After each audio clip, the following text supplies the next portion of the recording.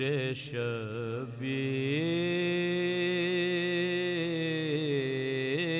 پر آتے ہیں برابر آنسو،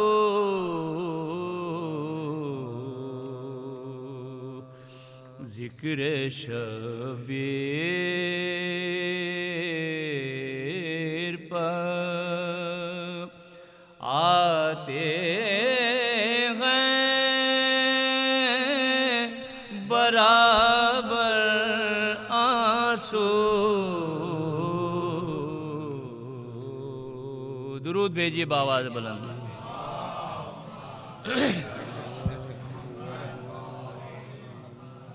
ذکر شبیر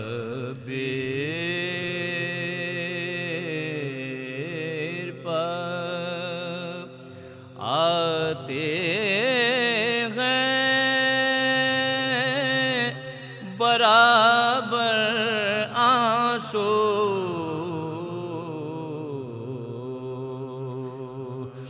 جب یہ ڈھلتے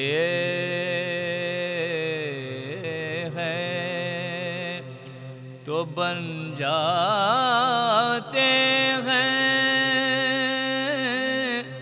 گوہر آنسو، یہی آنسو تو ہیں اپنے لیے کشتی یہ نجات، یہی آنسو تو ہیں اپنے لیے کشتی یہ نجات، ہم کو لے جائیں گے ایک دن لب کوثر آنسو، ذکر شبیر پر درود بھیجیے بآواز بلند۔ محمد المال محمد۔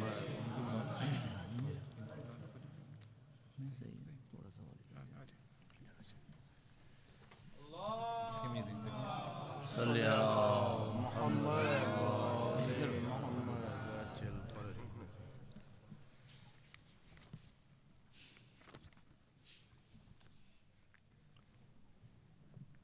تاریخ کی مناسبت سے ایک 4 مصرے پیش کر رہا ہوں۔ 6 مصرے ہیں حضرت مسلم کی شہادت کے۔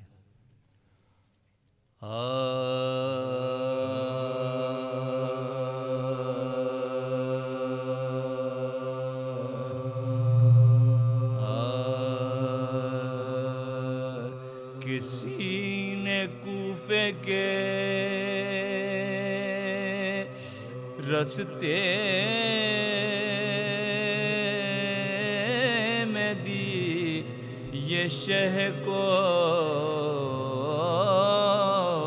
خبر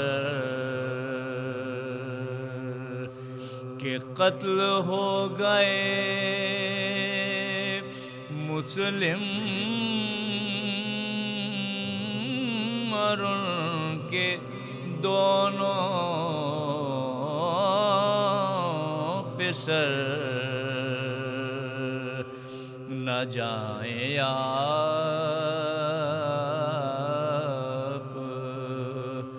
وہاں پر تو اس میں ہے بہتر، یہ سن کے کہنے لگے یوں امام جنوں بشر، یہ سن کے کہنے لگے یوں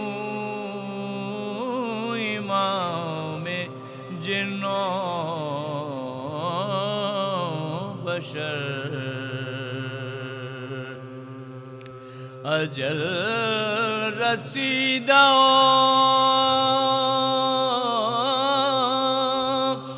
من می روم بکرب و بلا اجل رسیدہ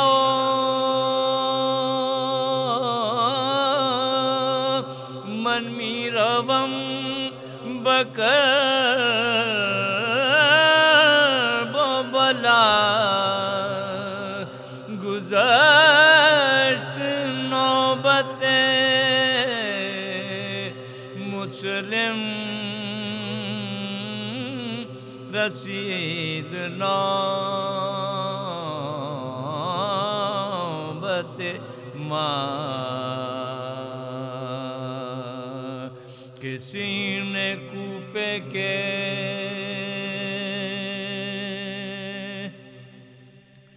درود بھیجیے بآواز بلند صلی اللہ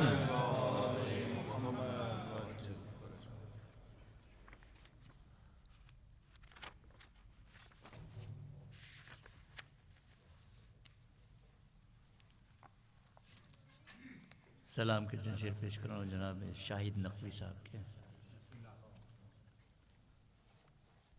درود پڑھ لیجئے بآواز بلند اللہم صلی علی محمد و آل محمد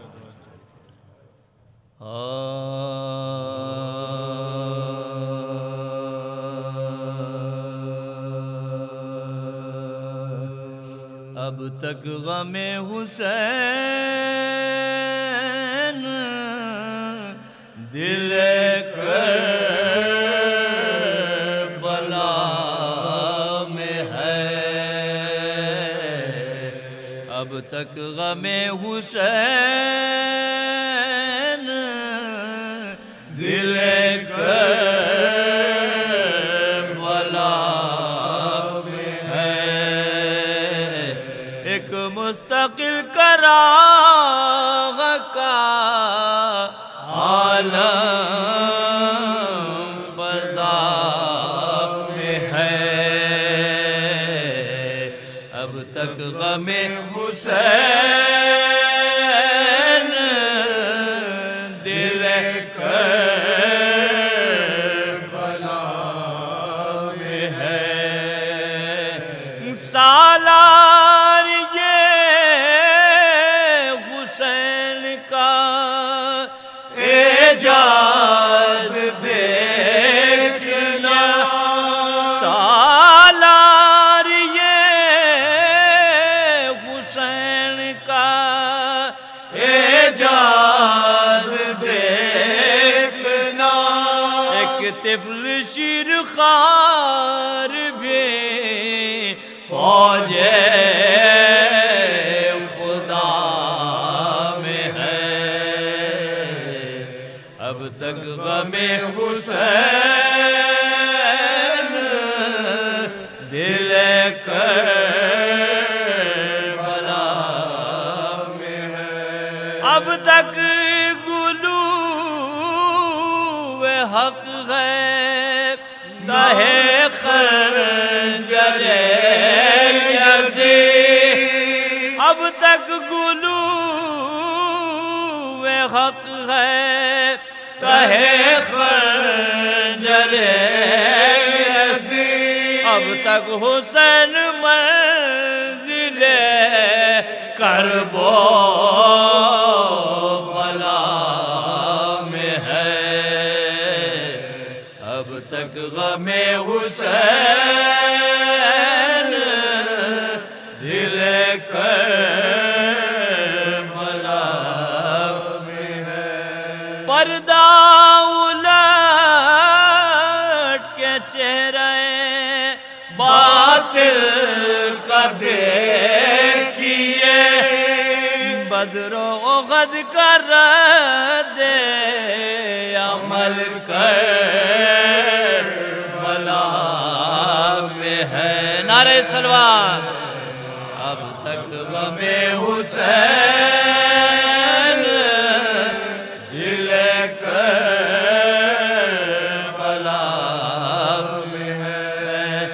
شاید قریب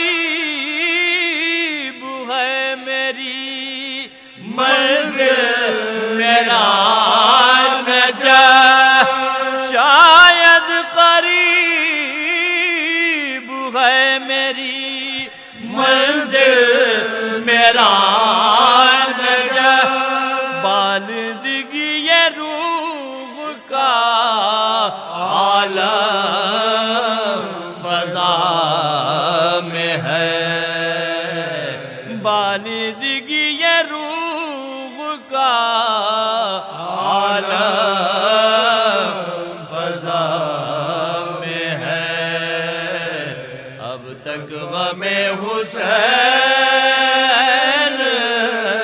دل کربلا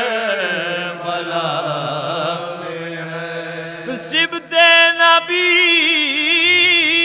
ہے یا کہ نبی خود ہے جلوگر، عباس ہے کہ شیر خدا کربلا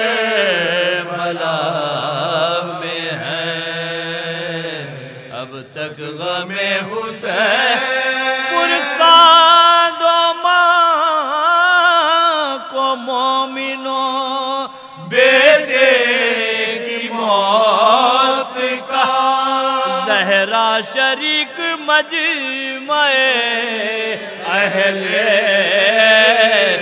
عذاب میں ہے، پرستان دو ماں کو مومنوں بیٹے کی موت کا، زہرا شریک مجمع اہل عذاب میں ہے،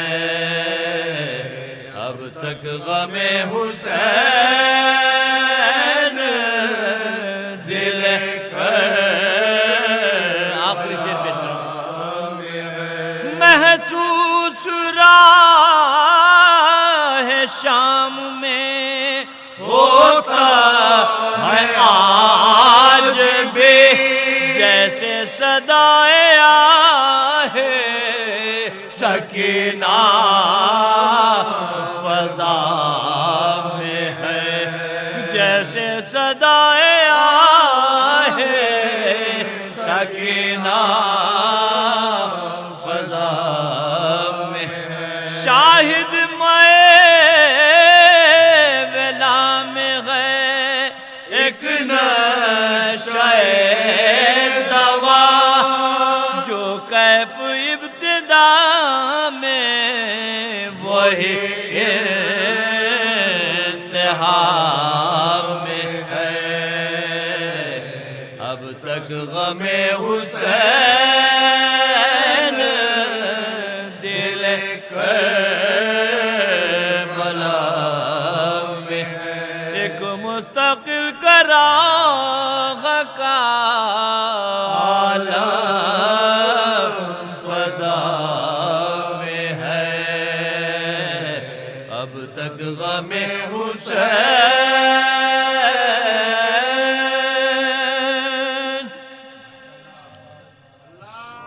صلی اللہ سورہ فاتحہ۔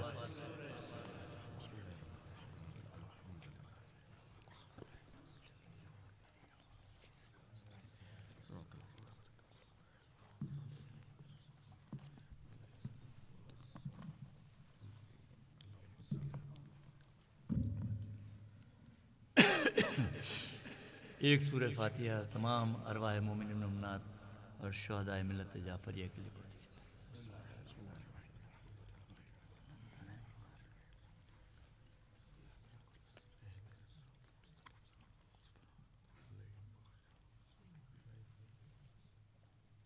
صلی اللہ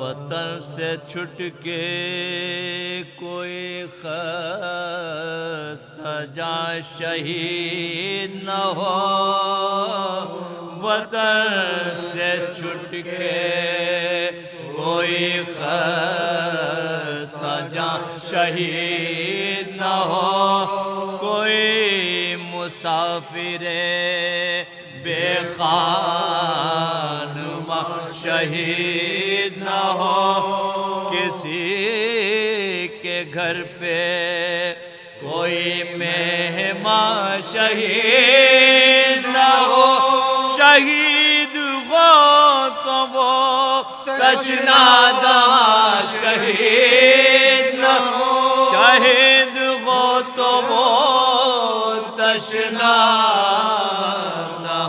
شہید نہ ہو۔ سفر میں موت کا آنا بڑی مصیبت ہے، جو لاش دفن نہ ہو اور بھی قیامت ہے، جو لاش دفن نہ ہو اور بھی قیامت ہے۔ ہوا یہ ظلم زمانے میں دو غریبوں پر، وہ ایک بے کس و مضطر ہے فاطمہ کا پسر، اور ایک مسلم بے پر غریب و خستہ جگر، کوئی نہ ان کا موئی تھا نہ آپ کا یاور، کوئی نہ ان کا موئی تھا نہ آپ کا یاور۔ خلق یہ تھا کہ شہ مشرقین بھی بچھڑے، پرائے دیس میں دو نور عین بھی بچھڑے، پرائے دیس میں دو نور عین بھی بچھڑے، پرائے دیس میں دو نور عین بھی بچھڑے۔ مقیم خانہ غانی تھے مسلم بے پر، مقیم خانہ غانی تھے مسلم پرغم، انہیں بھی قتل کیا ظالموں نے ہائے ستم۔ یہ انقلاب یہ رنگے دو رنگ یہ عالم، امان کی فکر میں در در پھرے سفیر حرام، امان کی فکر میں در در پھرے سفیر حرام۔ بڑھے جو پیاس بہت تھر تھرا کے بیٹھ گئے، قریب شب درے تو آپ پہ آ کے بیٹھ گئے، قریب شب درے تو آپ پہ آ کے بیٹھ گئے۔ مکان سے نکلی جو تو بولی گھبرا کر کہ آپ کون ہیں، بیٹھے کس لیے در پر؟ دبی زبان سے کہا ایک غریب ہوں، پہلا پلا دے آپ مجھے بحر ساقی کوثر، پلا دے آپ مجھے بحر ساقی کوثر۔ یہ سن کے نظر امام انام لے آئی، محل میں جا کے وہ پانی کا جام لے آئی، محل میں جا کے وہ پانی کا جام لے آئی۔ وہ آب پی کے بھی اٹھے نہ جب تو اس نے کہا کہ پانی پی چکے اب گھر کو جاؤ بہر خدا، اسیر کرنے کو مسلم کے پھرتے ہیں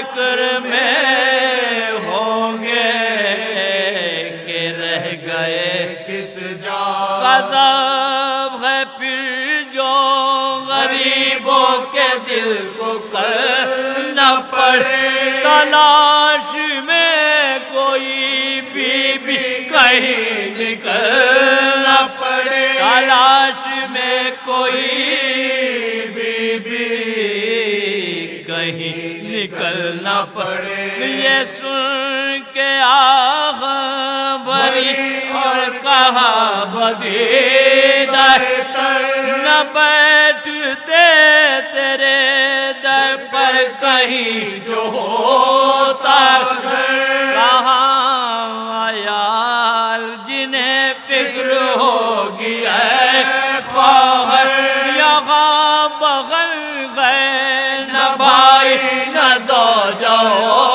دختر یہاں بغل گئے نہ بھائی نہ زوجہ دختر نہ جانے وہ بھی یوں ہی غم میں ہے کہ چین میں حسین غم سے جدا ہم سے کا حسین سے حسین غم سے جدا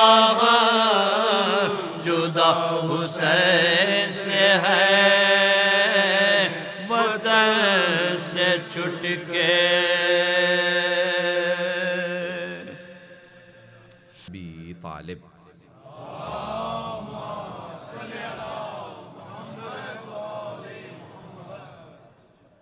وعلى أوصيائه لا سيما بقية الله في الأرضين روحي وأرواح العالمين لتراب مقدمه الفدا واللعنة الدائمة على أعدائهم أجمعين من الآن إلى قيام يوم الدين أما بعد فقد قال الله الحكيم في كتابه الكريم بسم الله الرحمن الرحيم والفجر وليال عشر والشفع والوتر والليل إذا يسر هل في ذلك قسم لذي حجر ألم تر كيف فعل ربك بعاد إرم ذات العماد التي لم يخلق مثلها في البلاد صدق الله العلي العظيم صلوات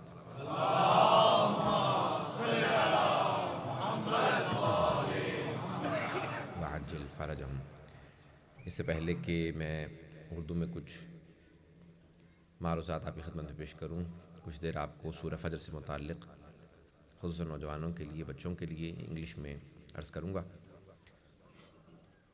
For this Ashra of Muharram, I'm talking about Ziyarat-e-Waritha. However, in English, I'm talking about Surah Fajr because according to the riwayat and the narration of Imam Jafar Sadiq alayhi salatu wassalam,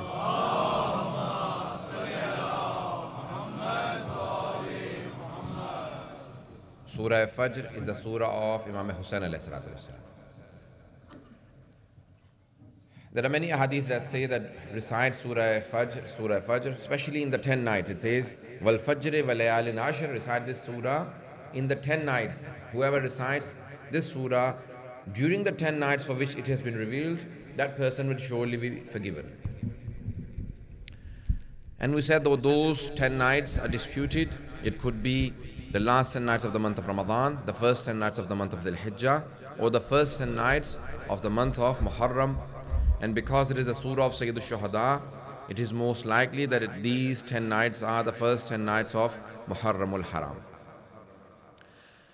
Today, the next 3 verses I had recited, there are 30 verses in this surah, very short verses.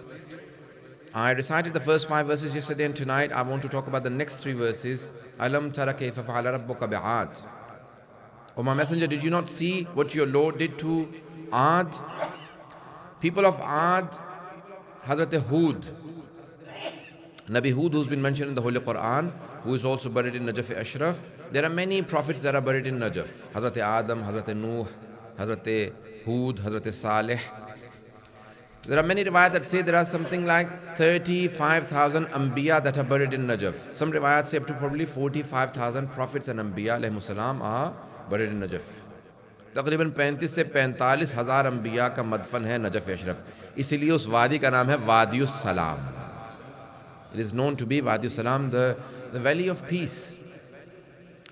And there are riwayat that the arwah of the mu'mineen go to that valley.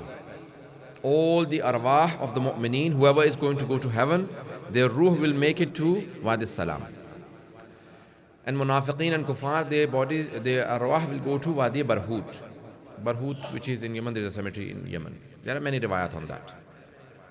Wadi Salam is Najaf Ashraf, the presence of Imam Ali alayhi salam, which is the place for the arwah of all the Anbiya alayhimu salam, A'imma alayhimu salam, Shuhada, Salihin, Siddiqeen, Mu'mineen. Their arwah will go to Najaf Ashraf. They say the only land, the only earth, if a person is buried there, it does not have fishar qabr, the squeezing of the grave. ایک ایسی سرزمین ہے جہاں فشار قبر نہیں ہوتا کیونکہ یہ سلامتی کی سرزمین ہے, وادی السلام ہے. So no fishar qabr. And if a person deserves fishar qabr, he will be taken out from there, the angels will take him. اگر کوئی منافق یا کافر وہاں دفن ہو جائے تو کہا کہ کیا اس کا کیا ہوگا, کہ وہاں سے اس کی روح, اس کے جسم کو ملائکہ نکال کے ایسی جگہ پہنچا دیں گے جہاں فشار قبر ہونا چاہیے. You know, if a disbeliever or if a hypocrite was buried there, then he will be taken, their body will be taken to another place. Mawla, what if a mu'min, a believer was buried in a place where he will be punished? He said if he was a true believer, if he was a true mu'min, then his body will be brought to Wadi Salam. So Hazrat Hud, there is, when you go to Wadi Salam, there is a Babe Tusi in the Haram of Imam Ali Islam. Babe Tusi goes straight to Wadi Salam. When you enter, well, all around of Haram Emir is Wadi Salam, but when you enter that, from that side, you will enter the cemetery towards the graves of Hazrat Hud and Hazrat Saleh. Hazrat Hud is a prophet who's been mentioned in the Holy Quran. There are something like 25 prophets mentioned in the Holy Quran. The names of all the prophets, 124,000 prophets, are not mentioned in the Holy Quran. 25 messengers have been mentioned. One of them is Hazrat Hud. He was sent to the people of Ad. Ad is the name of either the grandson of Hazrat Nuh or the great-great-grandson of Hazrat Nuh.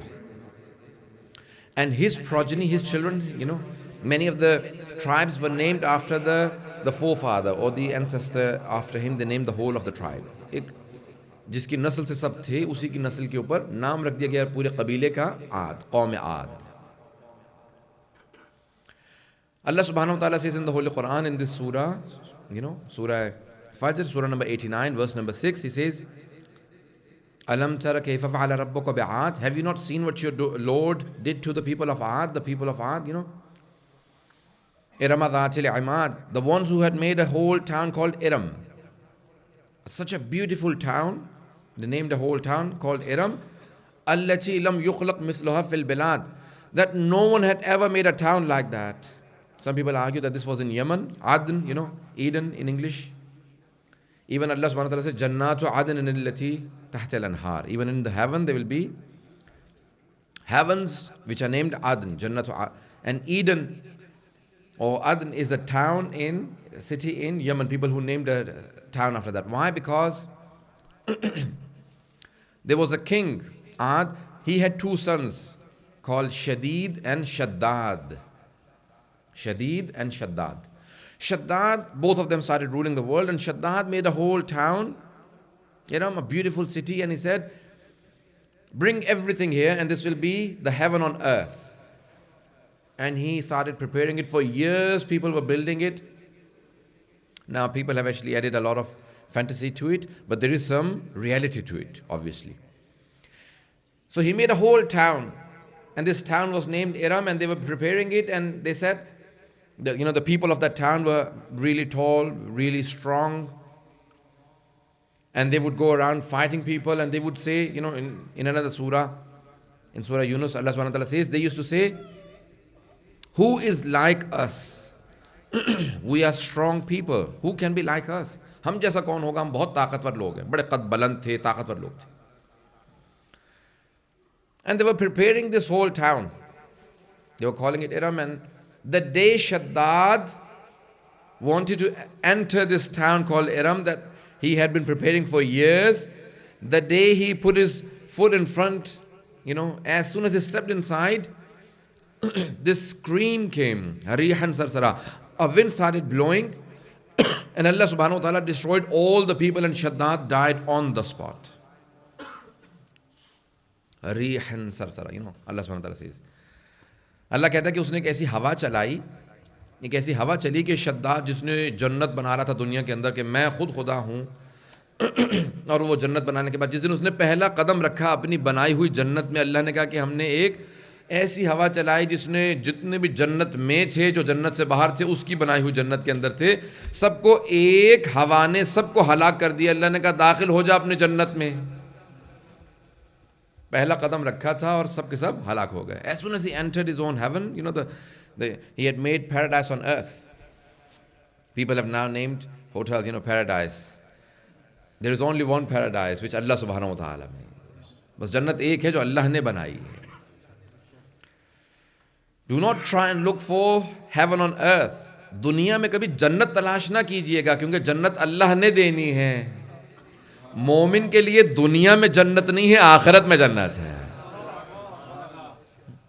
The heaven for the mu'mineen is in the hereafter. Do not try and look for the heaven in this world, because the day you start to make yourself comfortable in this world and you say this is heaven on earth for me, that's the day you forget the hereafter. This dunya, ad-dunya sijnul mu'min. The Holy Prophet says this world is a prison for the believers. The hereafter is the paradise. Do not look for the paradise in this world. کبھی دنیا میں جنت کا انتظار نہ کریں. دنیا میں جیسے آپ نے انتظار کرنا شروع کیا, بنانا شروع کی میرے لیے جنت بن جائے, یہ ہو وہ ہو, that is the start of the decline of your spirituality. I'll take another few minutes and then I'll transfer it to Urdu. Allah subhanahu wa ta'ala says, allati lam yukhlaq mithluha fil bilad. There were no towns like it. There was no city like the city of Iram. Allah subhanahu wa ta'ala mentioned the city, and now in the 1970s there was a discovery in the National Geographical the magazine. They actually published the whole city called Iram, and they found it and they said this is an old city. People used to actually carve in the mountains. They would carve a whole city, and a lot of rocks were there, and people had actually carved the whole city, an extremely beautiful city that had gone under the earth because a wind blew and it destroyed everything, and it filled the whole of the town with sand and dust. Allah subhanahu wa ta'ala said, where is your town that you built? And that is the example Allah is giving to the Holy Prophet and to all the mankind. Alam tara kayfa fa'ala rabbuka bi'ad? Have you not seen what your Lord did to Ad, the people of Ad? Everything was destroyed. Where is their town? Where is their Las Vegas? I was watching a program and they made about Las Vegas. They said for 19 years now they've not had rain. It has had the longest drought in the modern era. قحط 19 سال سے قحط ہے. Now all of those artificial golf clubs and everything, they are now removing from Las Vegas. Why?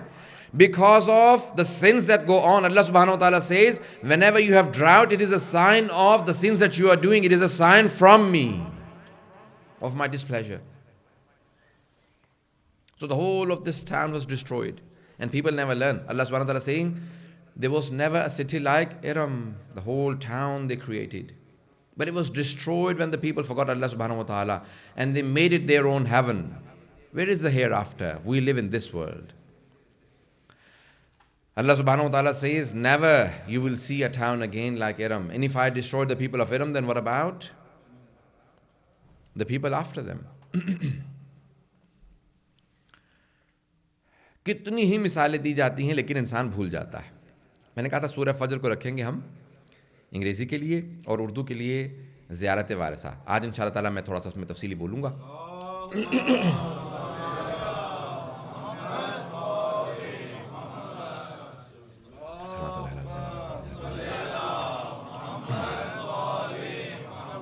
وعجل فرجہم. خستگی کو دور کرنے کے لیے, تھکاوٹ کی دوری کے لیے صلوات بہترین اللہ کا عطیہ ہمارے لیے.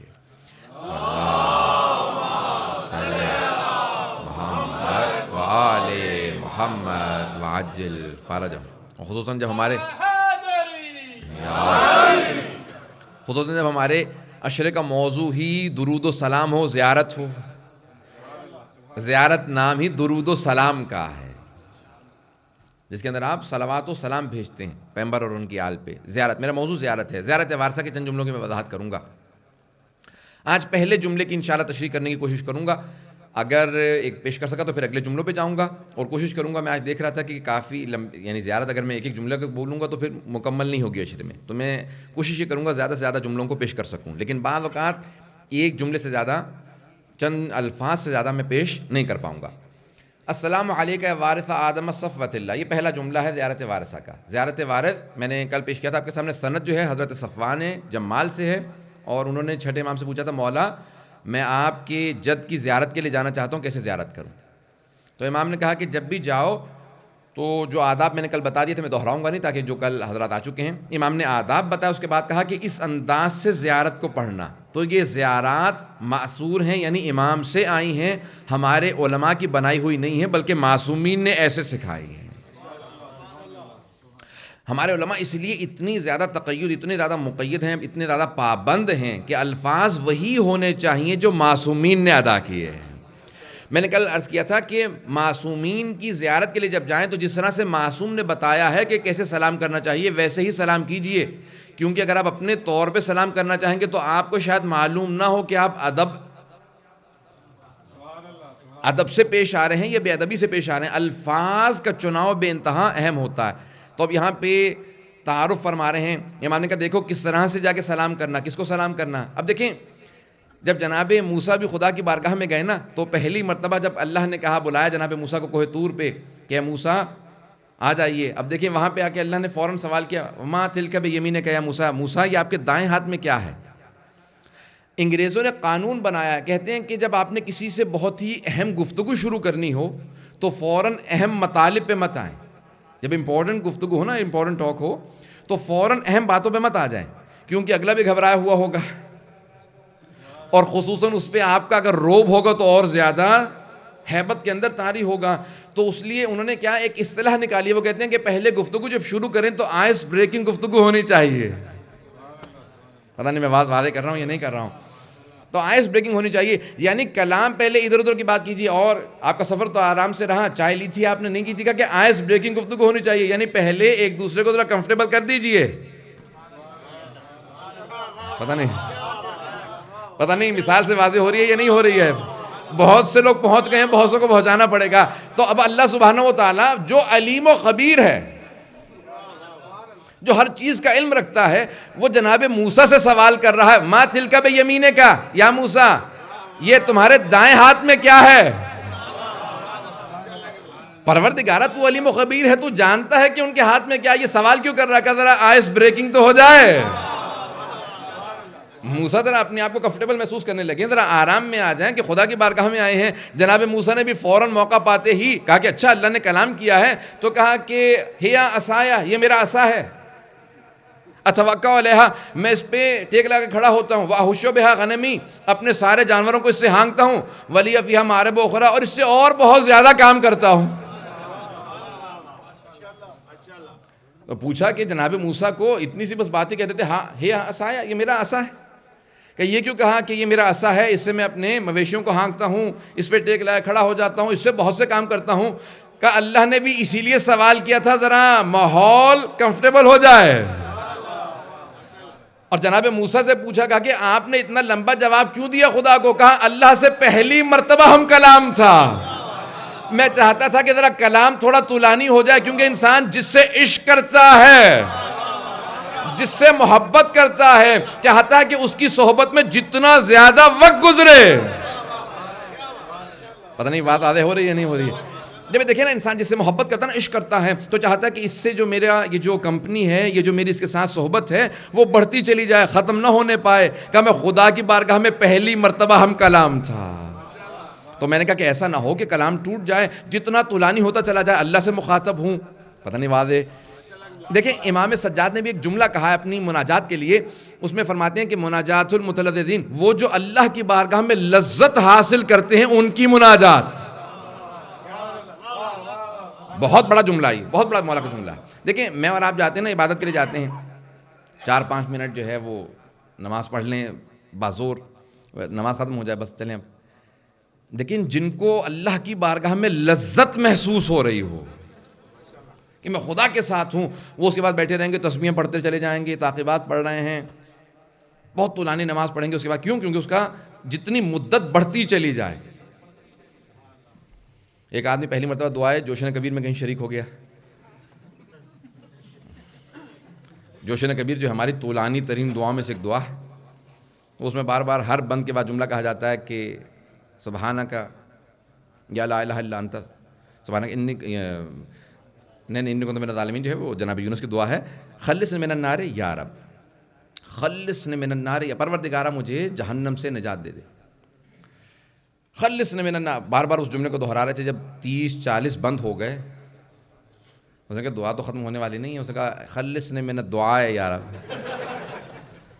پروردگارہ دعا کب ختم ہوگی, یہ شروع ہے, یہ تو ابھی 30-40 بند ہو چکے ہیں. کتنے اس کو نہیں معلوم.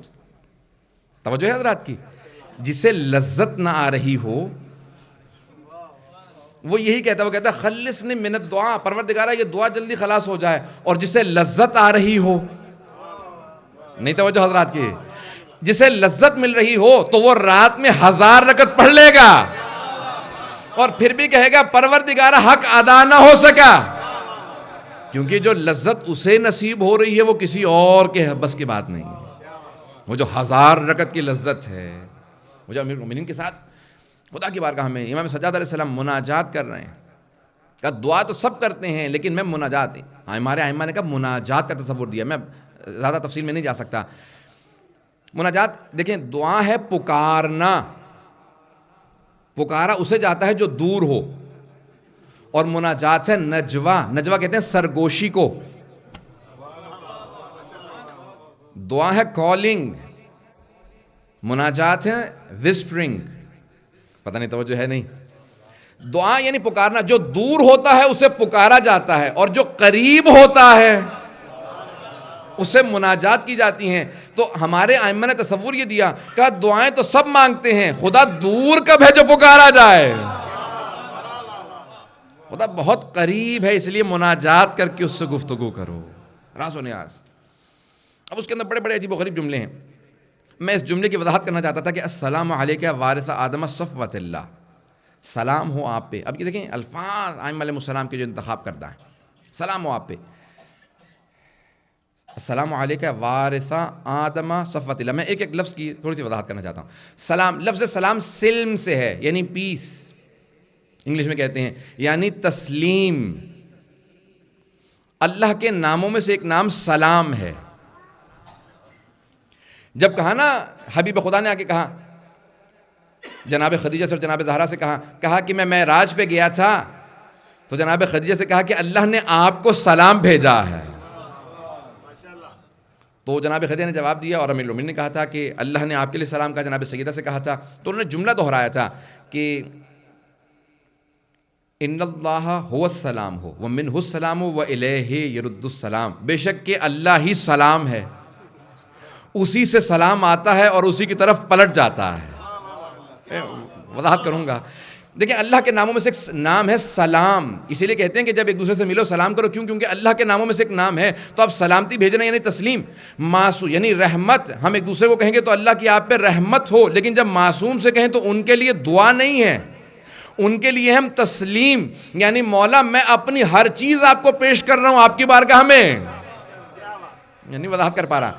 یعنی دیکھیں ہم ان کے لیے دعا نہیں کر سکتے. جب بڑے سے چھوٹے کے لیے ہو تو سلام دعا ہے, جب چھوٹے سے بڑے کے لیے ہو تو کہیں میں اپنے آپ کو پیش کر رہا ہوں, میں تسلیم ہوں, میں حاضر ہوں, میں قربانی کے لیے حاضر ہوں, میں میری اولاد, میرا مال, دولت, سب کچھ آپ کے لیے قربان ہے. اسے سلام. اب میں زیادہ تفصیل میں نہیں جاؤں گا. السلام علیکہ, مولا نے کہا جب شروع کرو تو سلام سے. اب سلام کے لیے بے انتہا قرآن کے اندر آیات آئی ہیں. وَأُدْخِلُوا الَّذِينَ آمَنُوا وَعَمِلُوا الصَّالِحَاتِ جَنَّاتٍ تَجْرِي مِن تَحْتِهَا الْأَنْهَارُ خَالِدِينَ فِيهَا بِإِذْنِ رَبِّهِمْ وَتَحِيَّتُهُمْ فِيهَا سَلَامٌ. اور روز قیامت وہ لوگ جو ایمان رکھتے ہیں اور عمل صالح بجا لاتے ہیں جنت میں داخل کر دیے جائیں گے, جن کے نیچے نہریں بہہ رہی ہوں گی, اور وہ ہمیشہ ہمیشہ وہیں رہیں گے اپنے رب کے اذن سے, اور وہاں پہ ان کا تحیہ سلام ہوگا. اللہ کا نام ہے, کتنا پیارا, سلام ہوگا. میں باریکیوں میں نہیں جا سکتا. یہاں تک کہ سید الشہداء، کیونکہ امام حسین سے متعلق ان کی ایک حدیث کو پیش کر دوں، فرماتے ہیں کہ لا تأذنوا لأحد حتى يسلم، جب تک کہ کوئی سلام نہ کرے گھر میں داخل نہ ہونے دینا، کیونکہ سلام کرنا مومن کی علامت ہے۔ توجہ چاہوں گا کہ اس نے کہہ دیا دیکھو المؤمن من سلم، یعنی من سلم المسلمون من یدہ و لسانہ، جس کی زبان سے اور ہاتھ سے سارے مومنین تحفظ میں ہوں وہ مومن ہے، سلامتی میں ہو۔ تو وہ سلام کرنے کے بعد بتائے گا کہ دیکھو میری طرف سے امن میں ہو، میری طرف سے تمہیں کوئی خطرہ نہیں ہے، میں آپ سے سلامتی میں ہوں۔ اب دیکھیں، جس سے انسان محبت رکھتا ہے اسے سلام کرتا ہے، اور جس سے نفرت کرتا ہے اس پہ لعنت کرتا ہے۔ یہ ہمارے ہاں دو کانسیپٹ ہیں۔ اب میں ڈائیورٹ نہ کیجیے گا، انشاءاللہ تعالیٰ ایک پوری مجلس ہوگی امام کی جو اس پہ جب چڑھا دیتے ہیں تو اس کے بعد پھر انسان اپنے آپ میں نہیں رہتا ہے، میں پوری طرح سے اپنے قابو میں ہوں۔ پیش کروں گا، الفاظ ہیں اس کے اندر، زیارت وارثہ کے اندر الفاظ ہیں، جب امام علیہ السلام یہاں آئیں گے میں وضاحت کروں گا۔ حضرات یہاں پہ عجیب و غریب انداز ہے۔ امام کہتے ہیں السلام علیکہ یا وارثہ آدمہ صفوت اللہ، اے آدم صفوت اللہ کے وارث آپ پہ سلام ہو۔ امام کہہ رہے ہیں کہ وارث آپ پہ سلام ہو، امام حسین سے مخاطب ہیں، چھٹے امام سکھا رہے ہیں سلام ہو آپ پر، السلام علیکہ یا وارثہ آدم صفوت اللہ۔ آدم صفوت اللہ کی وضاحت کرتا ہوں، لیکن وارث کا لفظ استعمال ہوا ہے۔ جہاں پہ بھی لفظ وارث آئے وہاں میراث ہوتی ہے۔ اگر میراث ہے تو کوئی وارث ہے۔ اب میراث دو طرح کی ہوتی ہے، مادی میراث ہوتی ہے، معنوی میراث ہوتی ہے۔ پراپرٹی ہے، گھر ہے، دولت ہے، یہ مادہ ہے۔ معنوی جیسے علم ہے، تقوی ہے، زہد ہے، یہ معنوی میراث ہے۔ ائمہ علیہ السلام رسول خدا کے ہر چیز میں وارث ہیں، ان کے علم میں بھی، ان کے حلم میں، تقوی میں، زہد میں، ہر چیز میں، عصمت میں، اور ان کی جتنی بھی وہاں پہ جو میراث تھی، فدق ہے، کچھ بھی چیز ہے، گھر ہے، ہر چیز کے وارث وہی ہیں۔ حضرت یہاں پہ ایک جملہ رو کے کہوں گا، ائمہ علیہ السلام کی، ان کا رسول خدا کا گھر ائمہ کی میراث ہے۔ اگر صحابہ پیغمبر سے قریب ہونا، دفن ہونا پسند کرتے ہیں تو کیا ان کے نواسے، میں ایک دلیل پیش کر رہا ہوں آپ کے سامنے حضرات، اگر صحابہ کہتے ہیں کہ ہمیں پیغمبر اسلام کے قریب دفن ہونا ہے، یعنی اس کا مطلب ہے کہ وہ اس کو بڑا ہی سمجھتے ہیں، تو کیا نواسے نہیں کہیں گے، بیٹی نہیں کہیں گے کہ میں اپنے بابا کے ساتھ دفن ہوں گی؟ نواسے نہیں کہیں گے کہ میں رسول خدا کے ساتھ دفن ہوں گا؟ اگر بیٹی اور نواسے پیغمبر کے ساتھ نظر نہ آئے تو ذرا سوچئے گا، میں لمحہ فکریہ دے رہا ہوں، ٹیلی ویژن پہ جا رہی ہے بات، تو سوچئے گا کہیں ایسا تو نہیں ہے کہ روک دیا ہو؟ اگر صحابہ پسند کرتے ہیں ساتھ دفن ہونا تو کیا بیٹی اور نواسے نہیں چاہتے ہوں گے کہ ہمیں نانا کے ساتھ، بابا کے ساتھ دفنایا جائے؟ اگر وہاں نظر نہ آئے تو ضرور سوال کیجئے گا وہ دور دفن کیوں ہے؟ کہیں روک تو نہیں دیا گیا تھا؟ بات واضح ہو رہی ہے؟ تو یہاں پہ کہا وارث، ہر چیز میں میراث۔ حضرات دیکھیں اب یہاں پہ میں آپ کے سامنے علمی بحث ہے، اس کو سادہ اور آسان کر کے پیش کرنا چاہتا ہوں۔ زیارت وارثہ یا زیارت وارث، نام ہی زیارت کا وارث ہے۔ اب اگر میراث سمجھ میں آ جائے، وارث کون ہے، وارث کسے کہا جاتا ہے؟ حضرات ایک سوال کروں گا، ذرا کچھ دیر سوچئے گا، جواب میں پیش کروں گا آپ کے سامنے۔ وارث افضل ہوتا ہے یا میراث؟ کچھ لوگ پہنچ گئے، کون افضل ہے، وارث یا میراث؟ میں مثال کے طور پہ کلیم نہیں ڈال رہا ہوں، یہ مائکرو فون مجھے میراث میں ملا، میں وارث ہوں، یہ میراث ہے، میراث افضل ہے یا وارث؟ وارث تھوڑا بہت کلیئر ہو رہا ہے؟ وارث افضل ہے، میراث مفضول ہے، ذہن میں رکھیے گا حضرات۔ کچھ لوگ پہنچ رہے ہیں، مجھے تھوڑی وضاحت چاہوں گا اس جگہ، سارے کے سارا مجمع میرے ساتھ رہے۔ حضرات ائمہ خدا وارث ہیں اور قرآن میراث ہے۔ پہنچ گئے۔ قرآن میراث ہے، ائمہ وارث ہے، قرآن آج تک باقی ہے، تو کوئی پردہ غیب میں وارث تلاش کیجئے۔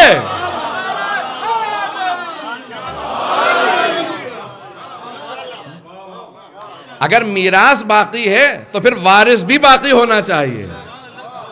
میراث بتا رہی ہے کہ وارث کیسا ہونا چاہیے۔ حضرت اب آئیے ذرا قرآن کو دیکھ لیجئے، اگر قرآن سمجھ میں آ جائے، میراث کا یہ مقام ہے۔ پہنچ رہے ہیں کچھ لوگ، میں بہت اچھی طرح سے سن رہے ہیں حضرات. میں بہت خوش ہوں کہ آپ لوگ جب اگر میری بات پہنچ رہی ہے تو مجھے خوشی ہوتی ہے. حضرات میراث کا یہ عالم ہے کہ علماء نے کہا قرآن کے آداب یہ ہیں کہ اس پہ کوئی کتاب نہ رکھی جائے.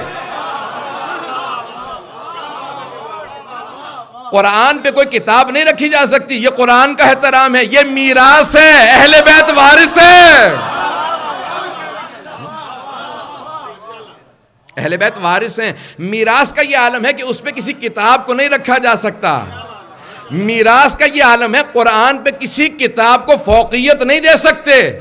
یہاں تک کہ اگر میں سارے اسماء الہی لکھ دوں کیونکہ اس میں اللہ کے نام ہیں, میری لکھی ہوئی کتاب ہے, قرآن کے اوپر رکھ دو, فقہا کہیں گے خبردار مت رکھنا, یہ تیرے ہاتھ کی کتاب لکھی ہوئی ہے. میں کہوں کہ نہیں اس میں اللہ کے نام ہے, کہ بے شک اللہ کے نام ہو, کلام اللہ نہیں ہے, یہ تیرا لکھا ہوا کلام ہے, یہ قرآن ہے, قرآن کا یہ مقام ہے, اس پہ کسی کتاب کو نہیں رکھ سکتے. یہ میراث ہے. اگر میراث کو سمجھا پاؤں, میراث کا یہ عالم ہے, اس پہ کسی کتاب کو نہیں رکھا جا سکتا. اور دوسرے کیا حکم ہے, ذرا فقہا کی کتابیں اٹھا کے دیکھیے, شیعہ سنی سب فقہا نے لکھا ہے بغیر وضو کے, بغیر طہارت کے قرآن کی لکھائی کو چھونا حرام ہے. قرآن کی لکھائی کو چھو نہیں سکتے. کیوں؟ کیونکہ یہ ہے لا یمسہ الا المطہرون, اس کو چھو نہیں سکتے. سورہ واقعہ کی آیت ہے کہ اس کو چھونے کی اجازت نہیں ہے سوائے ان کے کہ جو پاک ہوں. ظاہری تفسیر یہ ہے کہ جب تک وضو نہ ہو تب تک قرآن کو چھونا جائز نہیں ہے. میراث کا یہ عالم ہے, میراث کو بغیر وضو کے چھو نہیں سکتے. اور اگر وارث افضل ہے, تھوڑی سی مجھے وضاحت کرنی پڑے گی, جب سارا مجمع ساتھ ہے اس کا مطلب ہے کہ وضاحت کی ضرورت ہے. اب آئیں ذرا پیش کرتا ہوں. لا یمسہ الا المطہرون, اس کو کوئی چھو نہیں سکتا جب تک کہ پاک نہ ہو. مطہرون نہیں کہا, مطہرون کہا. کسرہ نہیں ہے, فتحہ ہے, یعنی فاعل نہیں ہے, مفعول ہے. یعنی وہ نہیں جو اپنے آپ کو پاک کر لیں, وضو کر لیں تو پھر چھو لیں, کہا نہیں, وہ جنہیں اللہ نے پاک بنا کے بھیجا ہے, جنہیں اللہ نے پاک بنا کے بھیجا. حقیقتاً قرآن کو صرف وہی چھو سکتے ہیں. ہم صرف لکھائی کو چھو سکتے ہیں وضو کے بعد. یہ میراث ہے, اگر میں سمجھا پاؤں. یہ میراث ہے جسے بغیر وضو کے چھونا جائز نہیں ہے, اسے چھو نہیں سکتے. اور کہا اس کی باریکیوں کو کوئی پہنچ نہیں سکتا جب تک کہ معصوم نہ ہو. میراث کا یہ عالم ہے. آئیں ذرا میں ایک اشارہ کرتے ہوئے آگے بڑھوں گا. استاد جوادی عاملی نے اس کے اوپر تجزیہ کیا آیت تطہیر پہ. کہتے ہیں انما یرید اللہ لیذھب عنکم الرجس اہل البیت. میں نے ایک مرتبہ شاید ادارے میں اس جملے کو پیش کیا تھا, جن لوگوں نے سن رکھا ہوگا انشاءاللہ میرے لیے آپ کا ہدیہ. حضرت آغا استاد جوادی عاملی کہتے ہیں کہ اللہ نے یہ نہیں کہا کہ اے اہل بیت اللہ آپ کو رجس سے دور رکھے گا. یہ نہیں کہا کہ اہل بیت اللہ آپ کو رجس سے دور رکھے گا. اللہ نے کہا کہ اللہ رجس کو آپ سے دور رکھے گا. اگر اللہ یہ کہہ دیتا کہ اے اہل بیت میں آپ کو رزق سے دور رکھوں گا تو اس کا مفہوم یہ ہوتا کہ اہل بیت تو رزق کے پاس معاذ اللہ جانے کی کوشش کریں گے لیکن اللہ روک لے گا. لیکن اللہ نے یہ نہیں کہا. اللہ نے کہا نہیں اے اہل بیت میں رزق کو آپ سے دور رکھوں گا, رزق آنے کی کوشش کرے گا میں روک لوں گا. اب اگر کوئی اہل بیت کے پاس نہ جائے تو سمجھ لیں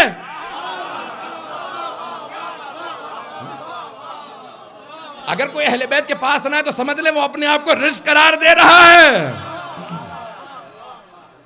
رزق ہے تبھی تو اہل بیت کے پاس نہیں آ رہا.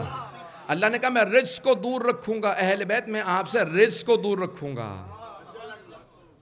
قرآن میراث ہے, اسے سمجھنے کے لیے پاک و پاکیزہ ہونا شرط ہے. میں اشارہ کرتے ہوئے بڑھ جاؤں گا, خدا رہا پہنچ جائیے گا, بہت تیزی سے گزر رہا ہوں. ایک مسئلہ آ گیا, کہا کہ یہ آیت قرآن سے دکھائیے. صحابی رسول تو بہت پریشان ہوگا کہ مجھے پورا قرآن تو نہیں آتا. انہوں نے جا کے کسی بیٹی سے سوال کیا, کہا کہ بیٹی یہ آیت پوچھیے لوگوں نے, مل جائے گی کہیں سے؟ کہ نہیں معلوم. بہت پریشان ہوا, کہاں جائیں؟ تو کسی نے کہا کہ جاؤ باب مدینہ العلم کے در پہ. آئے امیر المومنین کے پاس, دروازے پہ دستک دی. یہ نہیں کہا کہ میں پریشانی میں ہوں, کہا یا علی اسلام پہ وقت آن پڑا ہے, اسلام پہ وقت آن پڑا ہے. لوگ سوال کر رہے ہیں کہ یہ مسئلہ قرآن سے دکھاؤ. اور مجھے قرآن میں مل نہیں رہا. مولانا نے کہا قرآن میرے ہاتھ میں دو, جو جمع کیا تھا. مولانا نے قرآن ہاتھ میں لیا اور کھولا, کہا یہ رہا مسئلہ. کہا یا علی آپ نے دیکھا نہیں؟ کہا اگر دیکھ کے بتاؤں تو پھر مشکل کشا کیسا.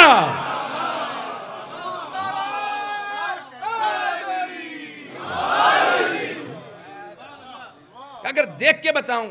کہا دیکھیں میں اپنے الفاظ میں پیش کروں گا. کہا جب انسان اپنے وارث, کتاب اپنے وارث کے ہاتھ میں نہ ہو تو پھر اپنے حقائق کو چھپا لیتی ہے. جیسے ہی وارث کے ہاتھ میں جاتی ہے تو آیت نکل کے سلام کر کے بتاتی ہے میں اس مقصد کے لیے ہوں. آیت خود بخود سلام کر کے بتائے گی, اے میرے مولا.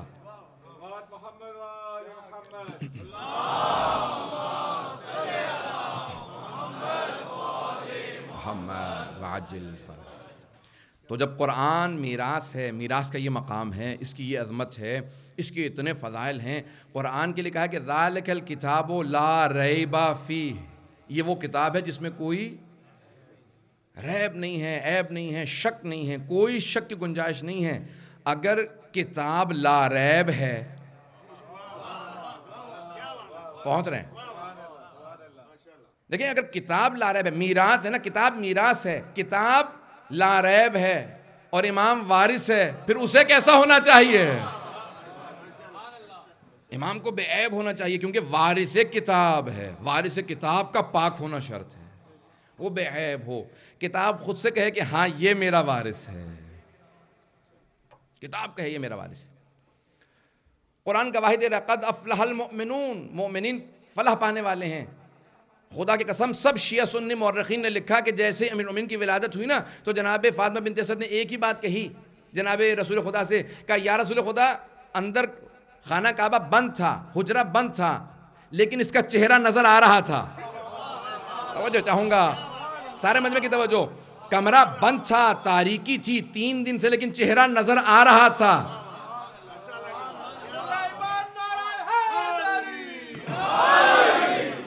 کا چہرہ نظر آ رہا تھا. یا رسول خدا ہر چیز خوبصورت ہے, لیکن ایک طرف سے پریشان ہوں, بچے نے 3 دن سے آنکھیں نہیں کھولی. پیغمبر السلام نے جیسے ہی آغوش میں لیا, میرے مولا نے آنکھیں کھولی, کہا السلام علیکہ یا رسول اللہ, اے رسول خدا آپ پہ سلام ہو. جیسے ہی امیر المومنین نے آنکھیں کھولی, پیغمبر السلام نے کہا خصصتنی بالنظر خصصتک بالعلم, اے علی آپ نے اپنی نگاہوں کے لیے مجھے مخصوص کیا. یا علی آپ نے مخصوص مجھے کہا اپنی نگاہیں نہیں کھولوں گا جب تک کہ ختمی مرتبت نہ آئے. خصصتک بالعلم, میں نے اللہ کا سارا علم آپ کو دیا.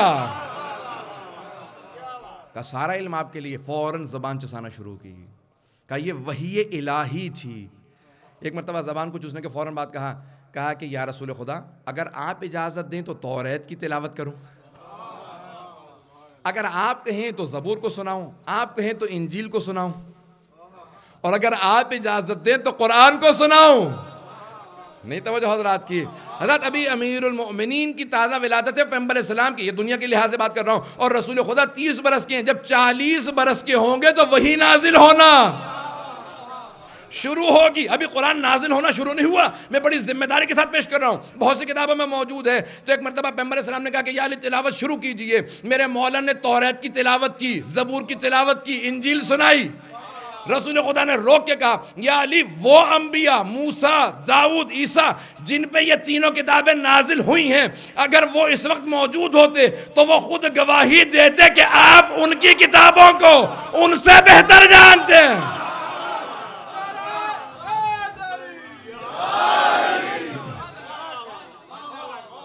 کہ یا علی وہ سارے انبیاء گواہی دیتے کہ آپ ان کی کتابوں کو ان سے بہتر جانتے ہیں.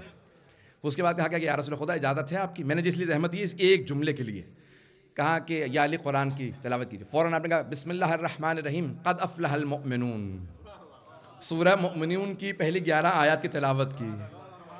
میں بہت سوچا کرتا تھا کہ میرے مولا نے یہ سورہ مؤمنون, اتنے سورے ہیں, سورہ فاتحہ شروع کرتے, سورہ بقرہ تھے, اتنے سورے تھے, 114 سورے ہیں قرآن میں, یہ سورہ مؤمنون ہی کی تلاوت کیوں کی؟ کہیں گے میرے مولا جواب دیں گے او نادان, تو نہیں جانتا میں امیر المؤمنین ہوں. میں گواہی دینا چاہتا تھا کہ جو میری امارت کو مانے, ولایت کو مانے, وہی فلاح پانے والا ہے. صلوات پڑھیں محمد و آل محمد پہ.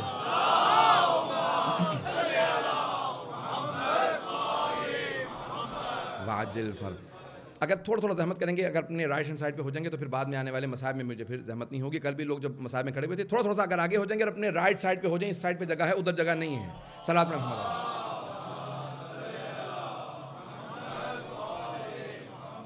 واجل فرج. پھر بھی بابا سے بلند صلوات.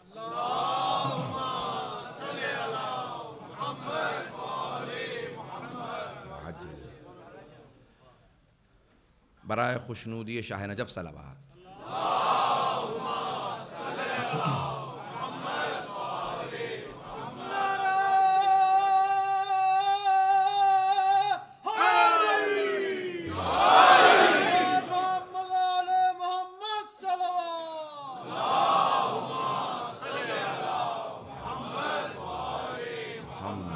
عجل الفرج.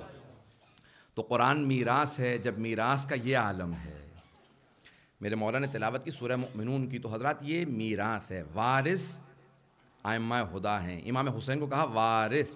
آج میں پڑھنے کے موڈ میں ہوں, اگر آپ سننا چاہیں گے حضرات, میں ایک ایک لفظ کو لے کے چل رہا ہوں. السلام علیکہ یا وارثہ آدم صفوت اللہ. اب ذرا میراث اور وارث سمجھ میں آ گیا ہوگا.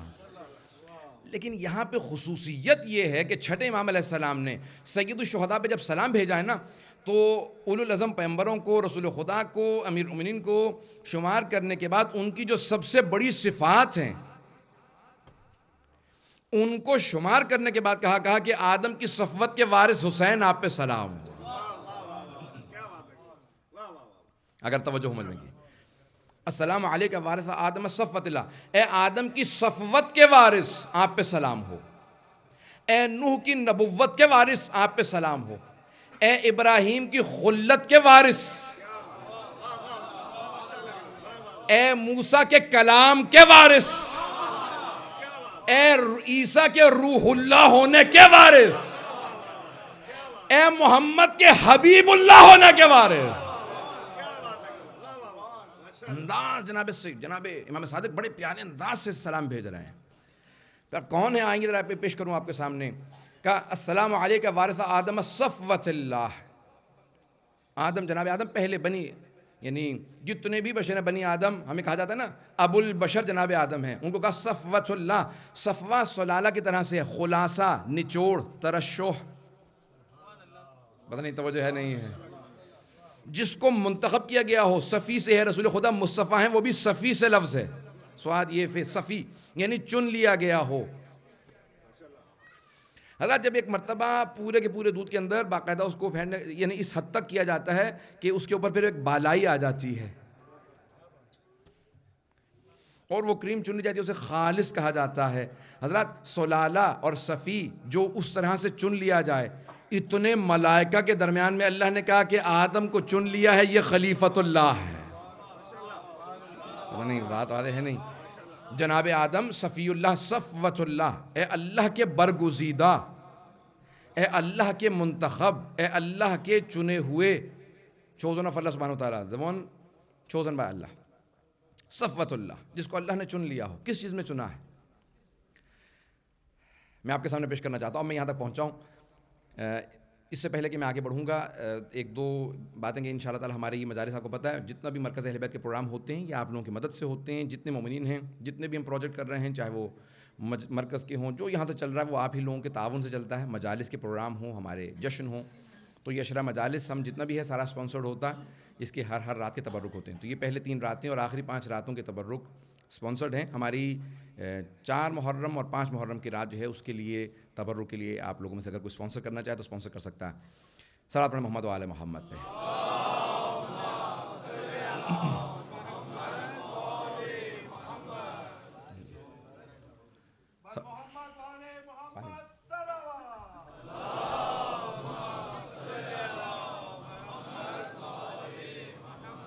وعجل فرجہ. پھر بے بات بلند صلوات پڑھیں محمد علیہ.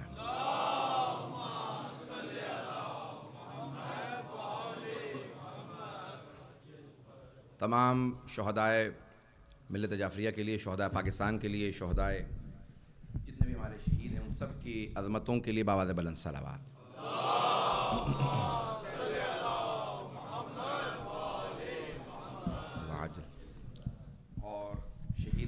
مرحومین کی روح کی خوشنودی کے لیے باواز بلند صلوات.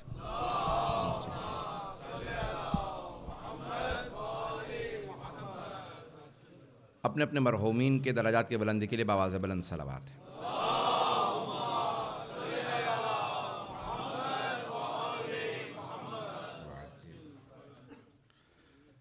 پھر بھی باواز بلند صلوات پڑھیں گے محمد والے محمد پہ.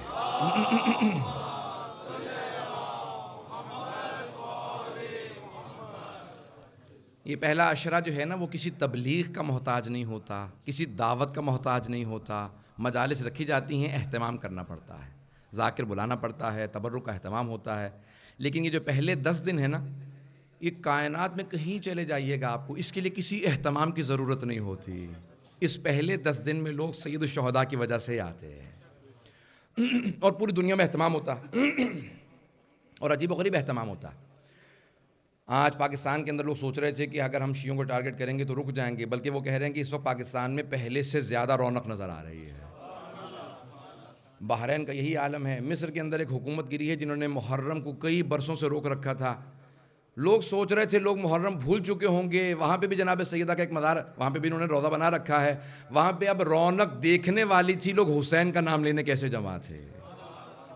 یہ جذبہ عجیب و غریب ہے اس قوم کے اندر، اس پوری ملت کے اندر، کہ حسین ابن علی کا ایک عجیب و غریب لوگوں کے دلوں میں ایک محبت ہے، جس کے لیے خود پیغمبر اسلام نے کہا کہ انا فی ذکر الحسین الحرارۃ فی قلوب المؤمنین لن تبرد. بے شک کہ ذکر حسین میں مومنوں کے دلوں میں ایک ایسی حرارت ہے جو کبھی ٹھنڈی نہیں ہوتی. پیغمبر اسلام کی حدیث ہے. تو بہرحال میں جانتا ہوں کہ ہمارا عشرہ جو ہے وہ کافی دیر سے شروع ہوتا ہے اور دیر سے ختم ہوتا ہے، لیکن انشاءاللہ تعالیٰ آپ لوگ، آج تو چلیں سیٹرڈے ہے، میں تھوڑا سا تاخیر سے ختم کروں گا، لیکن کل سے کوشش کروں گا جلدی ختم کر دوں. میں سب سے درخواست کروں گا کہ نہیں انشاءاللہ تعالیٰ آپ کی زحمتیں ہوں گی، لیکن یہ پہلے 10 دن انشاءاللہ تعالیٰ اس کے اندر کوشش کیجیے. جو ہم نے عنوان لیا ہے زیارت کا، اس کے اندر بھرپور طرح سے میں پوری تیاری کر کے پیش کرنا چاہ رہا ہوں. مطالب صفوت اللہ، آئیں ذرا میں اس کے متعلق پیش کرنا چاہتا ہوں. اونچی آواز سے صلوات پڑھیں محمد وال محمد.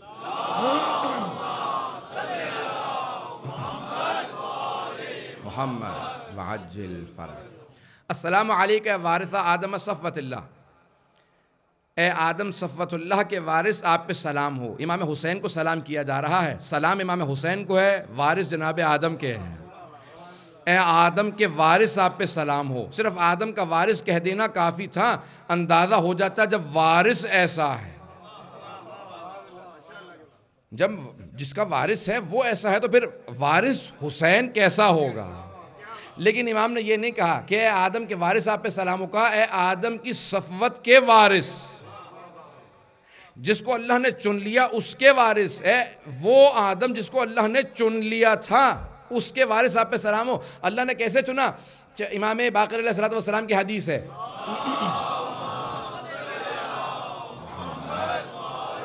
محمد وعجل فرج.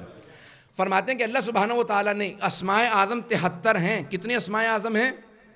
73 اسماء اعظم ہیں. کہ اللہ نے اپنے ہر نبی کو کم از کم ایک اسم اعظم ضرور دیا ہے، جس اسم اعظم کی وجہ سے وہ معجزات دکھاتے ہیں اور ثابت کرتے ہیں کہ ان کا اللہ سے رابطہ ہے. کہا ہر نبی کے پاس کم از کم ایک اسم اعظم ضرور ہے. کہ آصف ابن برقیہ جو جناب نبی سلیمان کے وزیر تھے، وصی تھے، تو ان کے پاس ایک اسم اعظم تھا. جب جنہوں نے کہا نا وقال عفریت من الجن، کہا جنوں میں سے عفریت نے کہا کہ میں جاؤں گا آپ کے اٹھنے سے پہلے، آپ تخت پہ بیٹھے رہیں گے، جا کے لے آؤں گا تخت کو، تخت بلقیس کو. کہا یہ بہت دیر ہے. اگر توجہ ہو مجمع کی میرے ساتھ، تو کہا ایک آدمی نے وقال من عنده علم من الکتاب، جس کے پاس کتاب کا کچھ علم تھا، کتاب کا کچھ علم تھا. انہوں نے کہا کہ قبل ان یرتد طرف عینک، قبل اس کے کہ آپ اپنی پلک کو جھپکے میں اس کے تخت کو لے آؤں گا. انہوں نے کہا کہ ہاں یہی صحیح ہے، جاؤ تخت کو لے کے آؤ. تو امام سے پوچھا گیا کہ کیا جناب سلیمان خود تخت کو نہیں لا سکتے تھے؟ انہوں نے آصف ابن برقیہ سے کیوں کہا کہ جاؤ جا کے تخت کو لے آؤ؟ کہا کہ جناب سلیمان چاہتے تھے ان کی امت پہ ان کے وزیر کا مقام واضح ہو. کہا وزیر کا مقام ثابت ہو جائے. کہا کہ تخت کو لا کے دکھاؤ. کہا کہ فوراً پلک جھپکنے کی مدت میں تخت آ گیا. اب سب کے سب ان کے لیے واضح ہو گیا کہ جس کے پاس ایک اسم اعظم تھا وہ پلک جھپکنے کی مدت میں اور امیر المومنین کے لیے قرآن میں کیا کہا کہ قل کفا باللہ شہیدا بینی و بینکم ومن عندہ علم الکتاب. نوجوانوں کے لیے جملے کو پیش کر کے آگے بڑھنا چاہتا ہوں. جناب آصف نے برقیہ کے لیے کہا کہ کتاب کا کچھ علم تھا تو پلک جھپکنے کی مدت سے پہلے تخت بلقیس لے آئے. اور امیر المومنین کے لیے کہا کہ ان کے پاس پوری کتاب کا علم ہے. اے کافرو، تمہارے اور میرے درمیان میں ایک اللہ گواہ کے طور پہ کافی ہے، دوسرا علی ابن ابی طالب کہ جس کے پاس پوری کتاب کا علم ہے. تو امام نے کہا کہ 73 اسماء اعظم. حضرات روایت کو ضائع نہ کیجیے گا، سارے مجمع کی توجہ چاہوں گا، جاگتے ہوئے میری طرف توجہ رکھیں گے. میں جانتا ہوں سارے مجمع کا انہماک ہے، سب کی توجہ ہے، لیکن جملہ ضائع نہ ہونے پائے. 5ویں امام کی حدیث ہے. حضرات امام نے کہا 73 اسماء اعظم ہیں، 73 اسم اعظم ہیں، اللہ کے 73 نام ہیں. ایک اسم اعظم تھا آصف ابن برقیہ کے پاس، تو وہ پلک جھپکنے کی مدت سے پہلے تخت بلقیس لے آئے. کہا کہ 2 اسم اعظم تھے جناب عیسیٰ کے پاس. اصول کافی کی روایت ہے، بحار الانوار میں ہے، بصائر الدرجات میں ہے، الانوار النعمانیہ میں، حق الیقین میں. اللہ نے بھی 4 سے زیادہ گواہ نہیں مانگے. میں نے آپ کے سامنے 5 گواہ پیش کر دیے. تو کہا امام نے کہا جناب عیسیٰ کے پاس صرف 2 اسم اعظم تھے جس سے وہ مردے زندہ کر دیا کرتے تھے. کہا جناب موسیٰ کے پاس 4 اسم اعظم تھے کہ وہ کلیم اللہ تھے. جناب ابراہیم کے پاس 8 اسم اعظم تھے. جناب نوح کے پاس 15 اسم اعظم تھے. کیا لیکن اللہ سبحانہ وتعالیٰ نے کہا وَعَلَّمَ الْآدَمَ الْأَسْمَاءَ كُلَّهَا، اللہ نے سارے اسماء سکھا دیے آدم کو، اس لیے وہ صفوت اللہ تھے. اس لیے وہ صفوت اللہ تھے. کہ صفوت اللہ، آدم صفوت اللہ اس لیے ہیں کہ اللہ نے چن لیا تھا. سارے ملائکہ سے کہا کہ دیکھو میں نے سارے اسماء اسے دے دیے. کہ 73 میں سے 25 اسماء اعظم دیے تھے آدم کو. نہیں توجہ سارے مجمع کی توجہ میرے ساتھ. کہ 73 میں سے 73 میں سے 25 جناب آدم کو اسماء اعظم دیے تھے. اللہ نے کہا سارے سکھا دیے، ملائکہ کے مقابلے میں سب سکھا دیے. کہا لیکن محمد و آل محمد کے پاس 73 میں سے 72 ہیں. کہ ان 73 اسماء اعظم میں سے 72 ہمارے پاس ہیں، 73 میں سے 72 ہمارے پاس ہیں. کہ اللہ نے ایک صرف اپنے پاس ہمیں نہیں دیا تاکہ فرق رکھے کہ وہ خالق ہے، ہم مخلوق.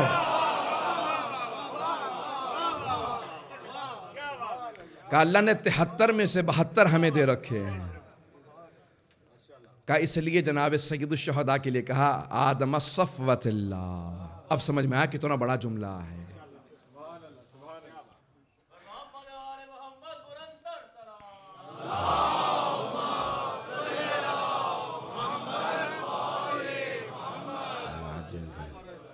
السلام علیک یا وارث آدم صفوت اللہ. اے آدم صفوت اللہ کے وارث، آپ پہ سلام ہو. اے نوح نبی اللہ کے وارث، آپ پہ سلام ہو. میں کل پیش کروں گا ہر نبی کے. کل انشاءاللہ تعالیٰ تھوڑا سا تیز چلوں گا تاکہ میں پھر زیارت وارثہ سے متعلق زیادہ سے زیادہ مطالب پیش کر سکوں. لیکن ایک صرف جملے کی آپ کو میں نے کوشش کی ہے وضاحت کر سکوں کہ آدم کا وارث ہے حسین ابن علی. وہ آدم جس کے لیے ملائکہ کو کہا گیا تھا کہ اللہ سبحانہ وتعالیٰ کا اذا نفخت فیہ من روحی فقعوا لہ ساجدین، جو مسجود ملائکہ بنے جناب آدم روح خداوندی کی وجہ سے. جو اللہ نے روح پھونکی تھی، اللہ کی اپنی روح نکل کے نہیں گئی تھی. روحی میری روح. چھٹے امام سے پوچھا کہ مولا یہ اللہ نے کہا کہ اللہ کہہ رہا ہے کہ وَإِذَا نَفَخْتُ فِيهِ مِن روح، میں اپنی روح پھونک دوں، یعنی اللہ کی روح نکل کے چلی گئی. کہا پھر اللہ میں کیا بچا؟ اللہ کو روح کی ضرورت نہیں ہے. کہا پھر کیا مطلب؟ کہا اللہ نے کہا کہ بیت اللہ بیتی میرا گھر، اس گھر میں اللہ رہتا نہیں ہے. میرا عرش، اللہ عرش پہ بیٹھتا نہیں ہے. توجہ ہے نہیں؟ کہا اللہ نے کہا میری روح، یعنی روح کی نسبت اللہ سے ہے جس کو اللہ نے خلق کیا ہے. کہا یہ ہے مسجود جناب آدم کی عظمت کا یہ مقام کہ صفوت اللہ ہیں ملائکہ کے درمیان. آخری جملے پیش کر کے میں پھر مصائب کی طرف تمہید باندھوں گا. میں بھی روایات دیکھ رہا تھا، اس میں لکھے ہیں الفاظ معصوم کے. فرماتے ہیں کہ اللہ نے کہا کہ دیکھو یہ جو میں نے پتلا بنایا نا آدم کا، 40 سال وہ پتلا پڑا رہا. کہا کہ دیکھو اس میں جب میں اپنی روح پھونک دوں گا تو پھر اس کے اوپر اس کا تم سجدہ کرو گے, لیکن تم میں سے ایک ایسا ہے جو اسے سجدہ نہیں کرے گا, اس پہ میری لعنت ہوگی. معصوم فرماتے ہیں کہا کہ سارے ملائکہ رونے لگے اور روتے تھے, بار بار ابلیس کے پاس آتے تھے کہ ہمارے لیے دعا کر دے, وہ جس پہ اللہ کی لعنت ہے نا وہ میں نہ ہوں. کہ وہ سب کے لیے دعا کیا کرتا تھا, کہتا تھا پروردگارا وہ یہ نہ ہو, کبھی اپنے لیے نہیں کہتا تھا کہ میں نہ ہوں, اپنے لیے دعا بھی نہیں مانگتا تھا, اتنا تکبر تھا اسے, میں تو ہو ہی نہیں سکتا, میرے لیے اتنی عظمت ہے. اور کہ جب بھی جناب آدم کے پاس سے گزرتا تھا, ان کے اس پتلے کے پاس سے گزرتا تھا, تو وہاں سے گزرتے ہوئے کہتا تھا کہ پتہ نہیں اللہ نے اس کو کیوں بنا دیا. طنز کرتا, تکبر سے وہاں ٹھوکرے مارتا ہوا گزرتا. اللہ سبحانہ و تعالیٰ نے کہا تو نہیں جانتا, انی اعلم ما لا تعلمون. اللہ سبحانہ و تعالیٰ نے ملائکہ کے درمیان میں صفوت اللہ قرار دیا تو حضرت آدم کو, اور اس آدم کے اس صفوت میں وارث کا نام حسین ہے. کون ہے حسین ابن علی؟ کہ جو بچپنے میں جناب رسالت میں آپ سے ضد کر کے بتائے کہ حسین کون ہے. جب کہیں نا 3 برس کے سن میں کہ نانا میں اس گھوڑے پہ سوار ہونا چاہتا ہوں, مرتجز جس کو رسول خدا احد میں جس پہ سوار ہو کے گئے تھے, پتہ نہیں جیسے محرم شروع ہوتا ہے دنیا کے حالات بھی خراب ہونے لگتے ہیں. اس وقت نہ جانے کیا کچھ عالم ہے, دنیا میں جنگیں شروع ہو رہی ہیں, بڑا حالات خراب ہیں. پروردگارہ سب کی اصلاح فرما, مسلمانوں کی حفاظت فرما, عدالت کی حفاظت فرما, ہمارے مقامات مقدسہ کی حفاظت فرما. میں نے کل بھی ایک روایت پڑھی تھی, میں نے یہی جملہ کہا تھا وہاں پہ بھی کہ جب 1 برس کے تھے, ولادت پہ سید الشہداء کی رسول خدا نے سب کو اطلاع دی تھی, اللہ نے سب سے کہا تھا, تعزیت کی تھی, رسول خدا رونے لگے تھے, ائمہ کو معلوم تھا. لیکن جو میں نے کل روایت پیش کی تھی اس میں خبر دینا مقصود نہیں تھا, رضایت لینا مقصود تھا کہ آپ بھی اس کے اندر قربانی میں شریک ہوں, آپ بھی راضی ہیں, وہ جو قربانی بتائی گئی تھی آپ بھی راضی ہیں. 3 برس کے ہیں, مسجد کے صحن میں کھڑے ہیں, اور صحن کے باہر ایک پیغمبر اسلام کا گھوڑا بندھا ہے جو کسی کو سواری نہیں دیتا. اچھا بہت سے لوگ کہتے ہیں کہ گھوڑوں کی اتنی لمبی زندگی نہیں ہوتی, ایوریج ایج تقریباً 40 سال ہوتی ہے. ہمارے علماء نے جو ائمہ کی خود رسول خدا کے معجزات لکھے نا, جو 24 معجزات رسول خدا کے اور ائمہ کے جسم سے متعلق لکھے, جو جسم میں ان کے 24 معجزات ہیں, ان میں سے ایک معجزہ یہ ہے کہ جس جانور پہ سواری کرتے تھے وہ راہور ہو جاتا تھا, وہ بوڑھا نہیں ہوتا تھا. کتنے واقعات میں آپ کو سنا سکتا ہوں کیونکہ وقت نہیں ہے. کہ چوتھے امام کی وہ جو اونٹنی تھی, جب 5ویں امام سے کہا کہ مولا یہ کیا بات ہے, کہا اس کو کھول دو, یہ میرے بابا کا غم منا رہی ہے. جیسی اونٹنی کو کھولا گیا وہ فوراً قبر پہ چلی گئی, اور 3 دن تک وہاں پہ سر رکھ کے قبر پہ روتی رہی. پھر چوتھے دن امام آئے, اور آنے کے بعد کہا, یہ تیسرے دن کہا کہ اٹھ جا, بس اب یہاں سے کوچ کر جا. تو وہ باہر آئی, کھانا پینا بند کر دیا, اور اس کے بعد پھر کھانے نہ پینے کی وجہ سے انتقال کر گئی. تو کہا کہ راہور ہو جاتا ہے. 24 معجزات جسم سے متعلق لکھے گئے, میرے پاس وقت نہیں, میں انشاءاللہ کبھی اور موقع رہا تو پیش کروں گا کہ جسم میں ائمہ کے 24 معجزات ہیں. ان میں سے ایک ہے کہ جس جانور پہ سواری کریں ان پہ مچھر مکھیاں کیڑے مکوڑے نہیں بیٹھتے, ان کو اذیت نہیں دیتے, اور وہ جس جانور پہ کبھی بھی سواری کریں, جس اونٹنی پہ گھوڑے پہ, وہ راہور رہتا تھا, وہ بوڑھا نہیں ہوتا تھا. مرتجز نامی رسول خدا کی ایک سواری جنگ احد میں جس پہ سوار ہو کے آپ گئے, اور اس کے بعد پھر بعد میں امیر المؤمنین کو وہ گھوڑا دے دیا, اور اس کے بعد پھر وہی سید الشہداء میدان کربلا میں لے کے گئے, اسی امامے کے ساتھ, اسی لباس کے ساتھ, اسی سواری کے ساتھ جو رسول خدا کی تھی. اور پھر بار بار بتاتے تھے میدان کربلا میں, شہادت سے پہلے خطبہ دیا کہ ایھا الناس, ہے لوگو یہ میرے سر پہ امامہ رسول خدا کا ہے. پھر کہا یہ جو زرہ ہے نا یہ رسول خدا کی ہے, یہ تلوار بتار یہ رسول خدا کی ہے. پھر روتے روتے کہنے لگے, کہا یہ اونٹنی رسول خدا کی ہے, یہ سواری رسول خدا کی ہے. سب جانوروں کی طرف بتاتے جاتے تھے جو رسول خدا کے جانور تھے. وہ سب رونے لگے. کہا لیکن پھر بھی تم عنقریب مجھے شہید کر دو گے. رسول خدا کی سواری پہ تمہیں رونا آتا ہے, نواسے پہ نہیں. رسول خدا کے نواسے پہ رحم نہیں کھاتے. تو ایک مرتبہ 3 برس کے ہیں, مجھے صرف یہ روایت کو پیش کرنا, اس کے بعد میں مصائب پہ آ جاؤں گا. جناب سید الشہداء جناب ختم مرتبہ سے کہتے ہیں, نانا میں اس گھوڑے پہ سوار ہونا چاہتا ہوں. دیکھیں عصمت ہے لیکن بچپنے کے تقاضوں کو بھی پورا کر رہے ہیں اور عصمت کے تقاضوں سے بھی نہیں گھٹ رہے. کہا بیٹا آپ ابھی چھوٹے ہیں. کہا نہیں نانا میں سوار ہونا چاہتا ہوں. پیغمبر اسلام نے خود اپنی گود میں لیا, آگے بڑھے اور بٹھا دیا. بٹھایا, اس کے بعد پھر چند قدم پیچھے ہٹے دیکھنے کے لیے, اور پیغمبر اسلام مسکرانے لگے. صحابہ کرام کا مجمع سب کہتے ہیں کہ رسول خدا اتنے مسکرائے کہ دندان مبارک نظر آنے لگے. پیغمبر کے دندان مبارک نظر آنے لگے, بہت مسکرائے. اچانک مسکراتے مسکراتے رونے لگے, اور اتنا زار و قطار روئے کہ پیغمبر اسلام کے آنسوؤں سے آپ کی داڑھی بھر گئی, ریشم مبارک تر ہو گئی. صحابہ نے کہا ما یبکی کا یا رسول اللہ, یا رسول خدا آپ کو کس چیز نے رلا دیا, کیوں اتنا گریہ کر رہے ہیں؟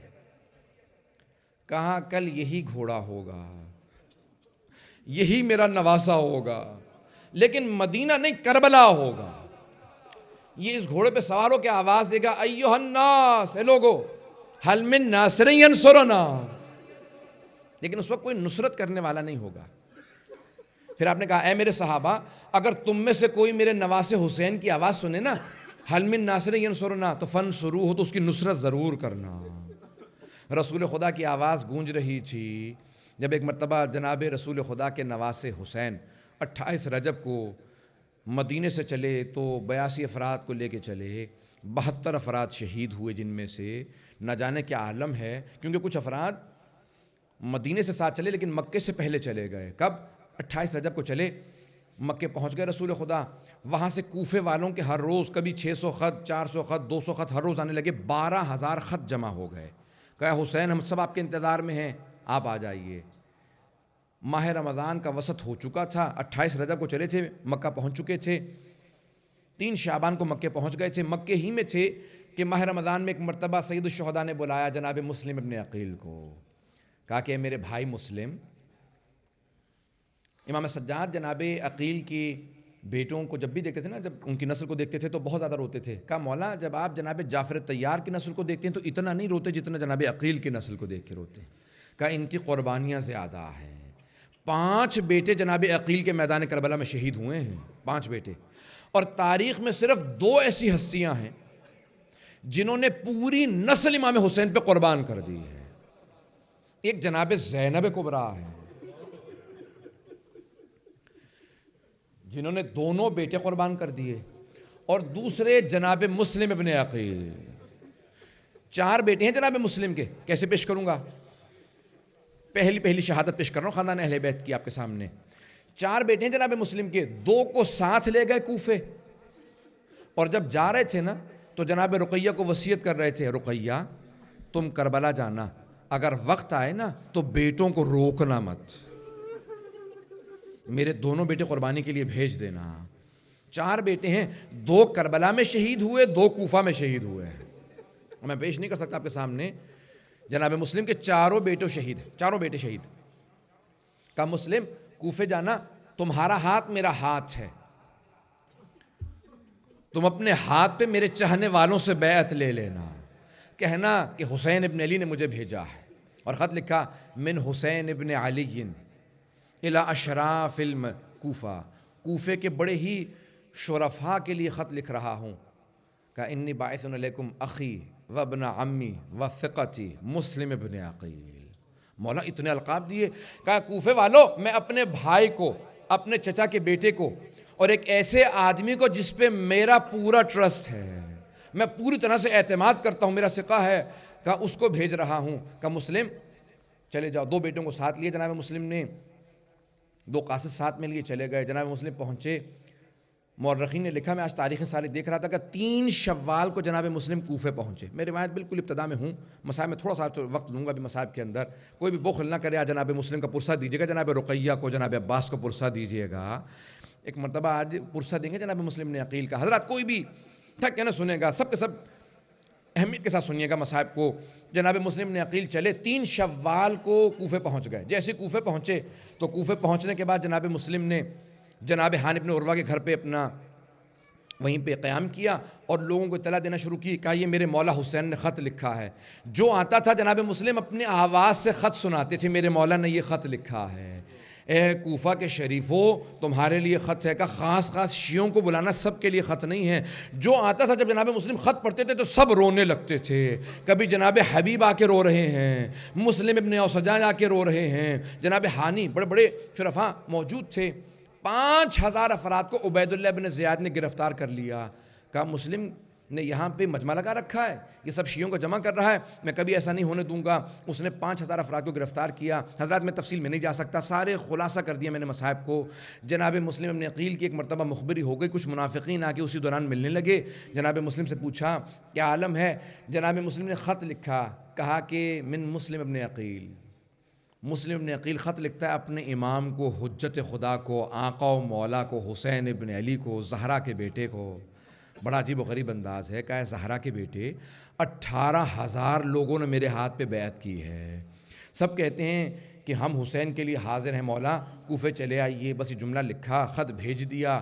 18,000 افراد. جب جناب مسلم عبید اللہ ابن زیاد نے اعلان کر دیا جو مسلم کا ساتھ دے گا وہ پھر قربانی کے لیے تیار ہو جائے. اب سب کے سب جان چرانے لگے. بس چند افراد, انگلیوں پہ گنے چنے افراد رہ گئے. یہاں جناب مسلم نماز پڑھانے مسجد کوفہ میں گئے. پوری مسجد بھری ہوئی تھی. جب مجمع آہستہ آہستہ چھٹنے لگا نا تو 2 چھوٹے چھوٹے بچے تھے. ایک کا نام تھا ابراہیم, دوسرے کا نام تھا محمد. 9 برس کے اور 11 برس کے 2 بچے یہ اسی مجمع میں کہیں چلے گئے. اب یہ کھو گئے, نہ جانے کس گھر پہ جا کے انہوں نے پناہ لی. وہاں جناب مسلم نے جب ایک مرتبہ عشاء کی نماز میں کہا نا السلام علیکم ورحمۃ اللہ وبرکاتہ, نماز ختم کرنے کے بعد جب کھڑے ہوئے نا تو مڑ کے دیکھا کوئی ساتھ نہیں تھا. کوئی ساتھ نہیں تھا. وہاں جناب ہانی کے گھر پہ پہرا بٹھا دیا گیا تھا, وہ نکل نہیں سکتے تھے. جناب حبیب جناب مسلم پہ پہرا تھا. جتنے خاص خاص شیعہ تھے ان کے گھروں پہ پہرے تھے. اب ایک مرتبہ باہر نکلے, کہ رات کا وقت ہے کہاں جاؤں گا. ایک مرتبہ خدا کسی کو غربت میں ایسا وقت نہ دکھائے, پردیس میں کوئی اس طرح غریب نہ ہو جیسے جناب مسلم. نہ جانے گھر در بدر کی ٹھوکریں کھانے لگے. رات کا وقت تھا, کالی رات تھی, کوفہ شہر تھا, پورا شوب دور تھا.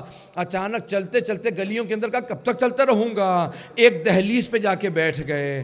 دہلیز پہ بیٹھنا تھا کہ اندر ایک بوڑھی خاتون تھی, نام طوعہ ہے, یہ امیر المومنین کی ماننے والی تھی. دروازے پہ آئیں, کہا کہ اے عبد خدا, اے اللہ کے بندے, کیا تم نہیں جانتے پورا شوب دور ہے, تم یہاں پہ کیوں بیٹھے ہو, اپنے گھر کیوں نہیں جاتے. جناب مسلم نے کہا گھر تو وہ جاتا ہے جس کا گھر ہو, جو بے گھر ہو جائے پردیس میں ہو وہ گھر نہیں جایا کرتا. جملہ کہا کہ آپ کون ہیں. کہا میں مسلم ابن عقیل ابن ابی طالب. کہا مسلم ابن عقیل ابن ابی طالب. کہا آپ کا علی سے کیا نسبت ہے. کہا بھتیجا بھی ہوں داماد بھی ہوں. بس یہ جملہ سننا تھا, وہ مومنہ تھی. کہا میرا گھر حاضر, اگر چاہیں تو آپ یہاں پناہ لے سکتے ہیں.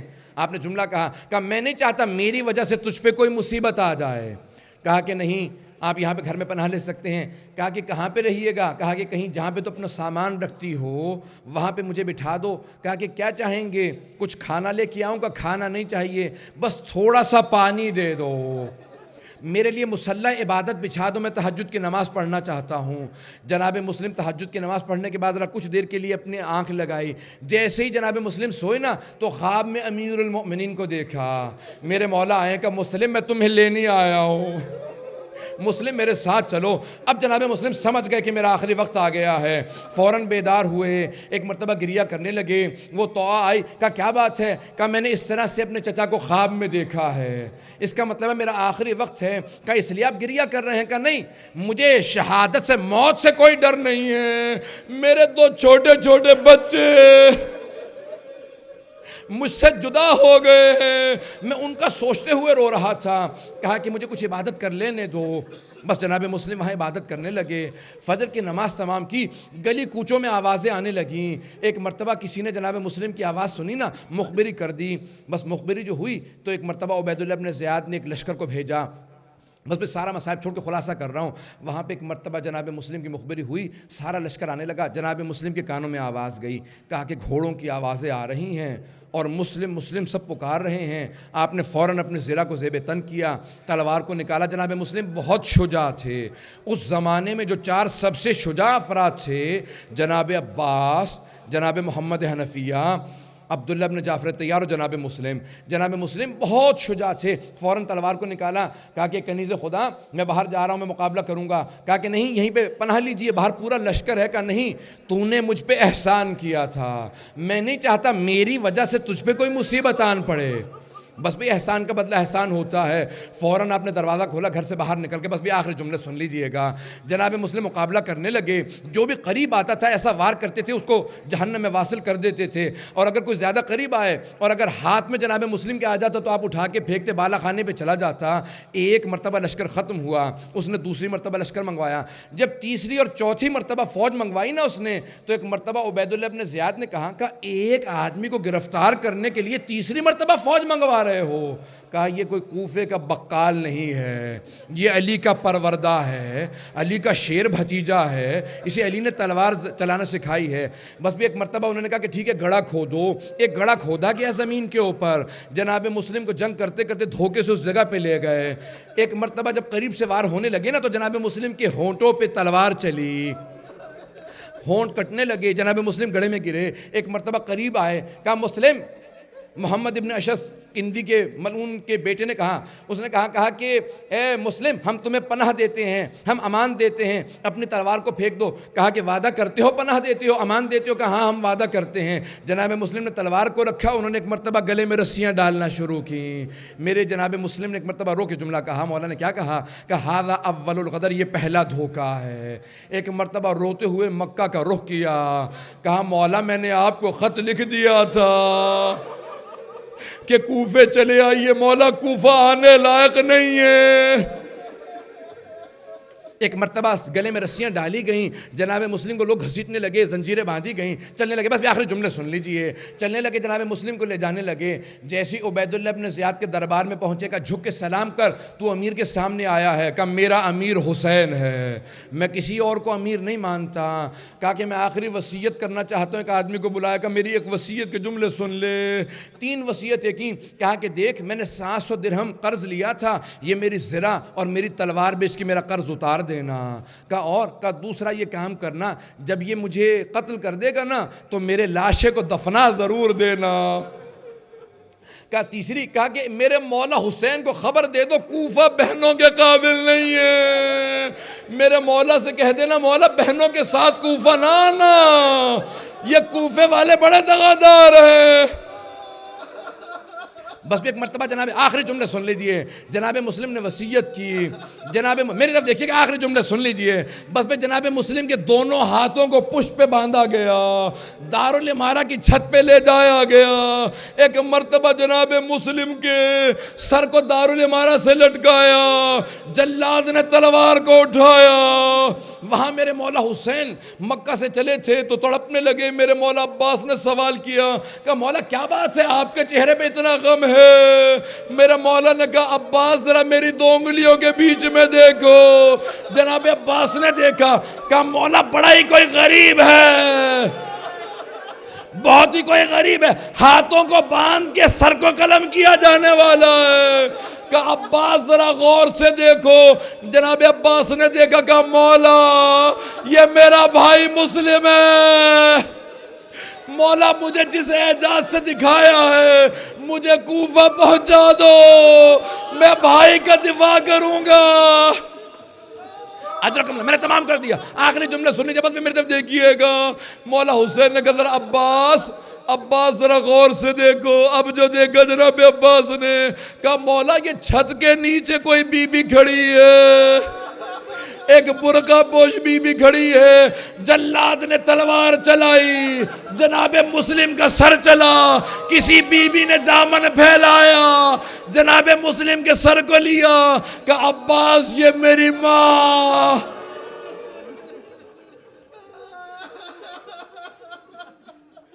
الا لعنت اللہ علی القوم الظالمین وَسَيَعْلَمُ الَّذِينَ ظَلَمُوا أَيَّ مُنْقَلَبٍ يَنْقَلِبُونَ. بس 2 جملے میں دعا کی کروں گا، میرے ساتھ ہاتھوں کو بلند کیجئے گا. مسلم نے عقیل کا واسطہ دیں گے. پروردگارا، روایت کے الفاظ ہیں، میرے مولا حسین نے کہا عباس، 9 ذی الحجہ کو خبر ملی تھی نا، اگلے دن عید الاضحیٰ تھی. کہا عباس یہیں پڑاؤ ڈال دو. یہیں پڑاؤ ڈال دو، آج ہم یہیں رکیں گے۔ خیمے نصب کر دیے گئے۔ امام حسین علیہ السلام نے فوراً آواز دی، کہا عباس میری بہن زینب کو بلا دو۔ جناب عباس علیہ السلام گئے، بیویوں کے بھی تک رونے کی آواز آ رہی، لیکن میں نے بھی مصائب کا وہ جملہ نہیں پڑھا ہے جو ان کے نفسیات کا ہے۔ ماں بہنوں سے کہوں گا ذرا جملے کو سنیے گا۔ ایک مرتبہ جملہ کہا عباس ذرا میری بہن زینب کو بلانا۔ جناب سید الشہداء کی آنکھوں میں آنسو دیکھ کے بی سمجھ گئیں کہ بری خبر ہے۔ کہا بھیا کیا بات ہے؟ کہا کہ بہن کوفے سے بری خبر آئی ہے، ذرا میری بہن رقیہ کو بلا دو۔ بھائیوں کے لیے بڑا مشکل کام ہوتا ہے بہنوں کو بتانا۔ کہا ذرا میری بہن رقیہ کو بلا دو۔ جب جناب رقیہ آئی نا تو جناب حمیدہ خاتون کو لے کے اپنی بیٹی کو، جناب مسلم کی یتیمہ 11 برس کی ایک بچی کو لے کے آئیں، فوراً لے کے آئیں۔ کہا بھیا کیا بات ہے؟ ایک مرتبہ سید الشہداء نے شفقت کا ہاتھ رکھا جناب حمیدہ خاتون کے سر پہ، جیسے ہاتھ رکھا نا ہاشمی بچی تھی سمجھ گئی۔ کہا مامو جان میرے بابا کی خیریت ہے؟ کہا بیٹی آج سے میں تیرا باپ ہوں۔ بچی سمجھ گئی میں یتیم ہو گئی ہوں۔ کہا مامو جان میرے تو بھائی میرے بابا کے ساتھ گئے تھے۔ اب مولا سید الشہداء نے بچی کو سینے سے لگایا، بھانجی کو سینے سے لگایا۔ کہا بہن زینب ذرا میری صندوقچی لے کے آنا، میری طرف دیکھیے گا بس بھی ہاتھوں کو بلند کریں گے۔ کہا بہن زینب میری صندوقچی لا کے دینا۔ جناب زینب نے صندوقچی لا کے دی، میرے مولا نے 2 بالیاں نکالی، اپنے ہاتھوں سے جناب حمیدہ خاتون کے کانوں میں پہنائی۔ کہا بیٹی تم یتیم نہ سمجھنا، تیرا ماموں ابھی زندہ ہے۔ راوی کہتا ہے جب جناب حمیدہ خاتون کے کانوں میں سید الشہداء بالیاں پہنا رہے تھے، ایک 3 برس کی بچی کھڑی دیکھ رہی تھی۔ وہ سمجھ گئی تھی اگر کوئی یتیم ہو جائے تو اس کے کان میں بالیاں پہنائی جاتی ہیں، سر پہ شفقت کا ہاتھ رکھا جاتا ہے۔ وہ 3 برس کی بچی شام غریبہ میں یتیم ہوئی، انتظار میں تھی میرے سر پہ کوئی ہاتھ رکھے، مجھے کوئی بالیاں پہنائے۔ اتنا میں شمر آگے بڑھا، سر پہ ہاتھ رکھا، بچی کا بالوں کو چھڑانا مشکل ہو گیا۔ جب بالیاں نچی نا تو بچی نے آواز دی او چچا ابا۔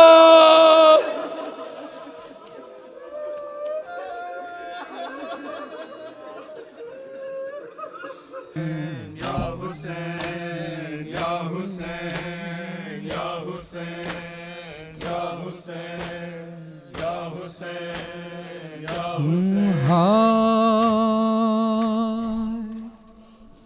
کوفے میں لاش مسلم کو دیکھا، زوجہ مسلم نے کی فغاں، تھی زوجہ مسلم کی یہ صدا، ہیں دونوں میرے لال کہاں، تھی زوجہ مسلم کی یہ صدا، ہیں دونوں میرے لال کہاں، کی زوجہ مسلم نے یہ فغاں، ہیں میرے دونوں لال کا، احوال کرو کچھ تو یہ بیان، ہیں میرے دونوں لال کا، کی زوجہ مسلم نے یہ فغاں، ہیں میرے دونوں لال کا، تھے ساتھ جو میرے 2 دلبر، تھے ساتھ جو میرے 2 دلبر، وہ فدیہ کیے میں نے حق پر، وہ فدیہ کیے میں نے حق پر، جو ساتھ تمہارے تھے ہیں کہاں، ہیں میرے دونوں لال کہاں، تھی زوجہ مسلم نے یہ فغاں، ہے میرے دونوں لال کا، کی زوجہ مسلم نے یہ فغاں،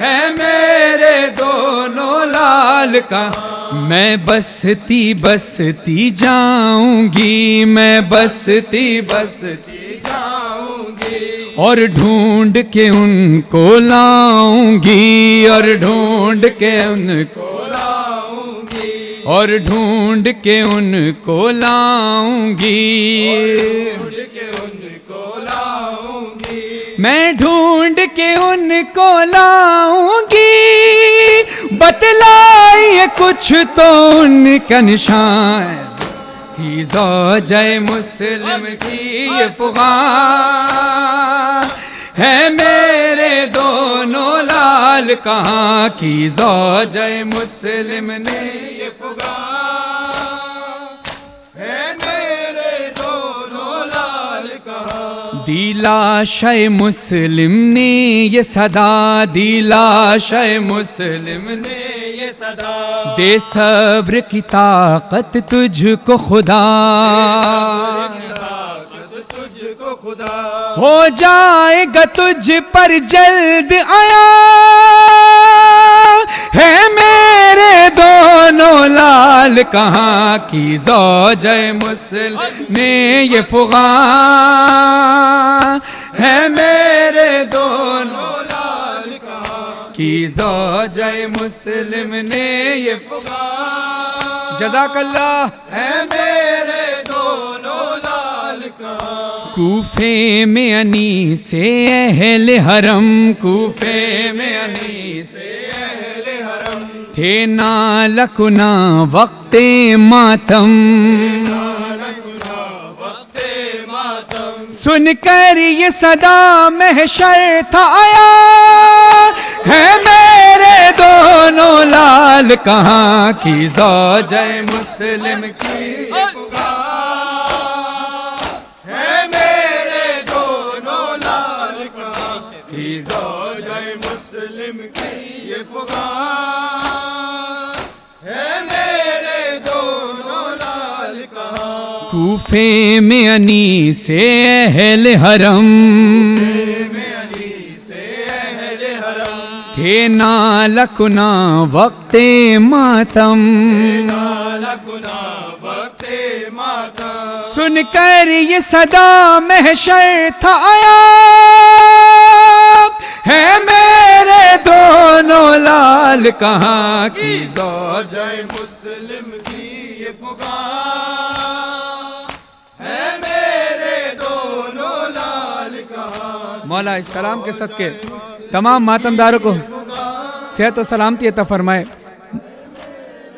علی ضیاء رضوی صاحب کو صحت و سلامتی عطا فرمائے انیس پیرسری صاحب کے اس کلام کے صدقے ان کی درجات کو بلندی عطا فرمائے دن قریب آئے محرم کے کہ جب مولا کی آمد کربلا میں ہو گئی تو پھر اس وقت ہوا کیا ماتمداروں مصائب سن کر ماتم کا حق ادا کیجیے گا کوشش کیجیے گا کہ ماتم کا حق ادا ہو جائے ان آنسوؤں کے ذریعے اس ماتم کے ذریعے کہ جنبش جو مرکبوں میں نہ پائی حسین نے ایک مشت خاک جھک کے اٹھائی حسین نے خود سونگھی اور بہن کو سنگھائی حسین نے زینب پکاری پھینکو میری جان جاتی ہے ارے بھیا تمہارے خون کی بو اس میں آتی ہے تو شہ نے کہا زینب سے یہی کرب و بلا ہے ارے پیاسا یہیں رہنا ہے پیاسا یہیں رہنا ہے یہی قتل کی جا ہے شہ نے کہا زینب سے یہی کرب و بلا ہے شہ نے کہا زینب سے یہی کر ارے اس دشت میں بھائی سے بچھڑ جاؤ گی زینب, راحت یہاں ایک پل بھی نہیں پاؤ گی زینب. یہ کرب کی منزل ہے, یہ کرب کی منزل ہے, یہی دشت بلا ہے. شہنے کہا زینب سے یہی کرب و بلا ہے, شہنے کہا زینب سے یہی کرب و بلا ہے. ارے اب اس سے تو آگے ہمیں جانا نہیں بہنا, اس دشت کی مٹی ہے بہن میرا بچھونا. خون میرا بہے اس پہ, خون میرا بہے اس پہ, ہائے خون میرا بہے اس پہ, یہ قسمت میں لکھا ہے. شہنے کہا زینب سے یہی کرب و بلا ہے, شہنے کہا زینب سے یہی کرب و بلا ہے. جزاک اللہ. شہنے کہا زینب سے یہی کرب و بلا ہے, اے شہنے کہا زینب سے یہی کرب و بلا ہے. ارے اس دھرتی پہ کھو جائیں گے سب آنکھ کے تارے, بکھریں گے اسی خاک پہ قرآن کے پارے. یہ ظلم کی بستی ہے, یہ ظلم کی بستی ہے, یہی شہر جفا ہے. شہنے ہائے ہائے سے یہی کرب و بلا ہے, جیو. شہنے کہا زینب سے یہی کرب و بلا ہے, شہنے کہا زینب سے یہی کرب و بلا ہے. ہر ایک بچی یہاں کھائے گی آدھا کے تماچے, دفنانا ہے اس کو بھی تمہیں شام میں جا کے.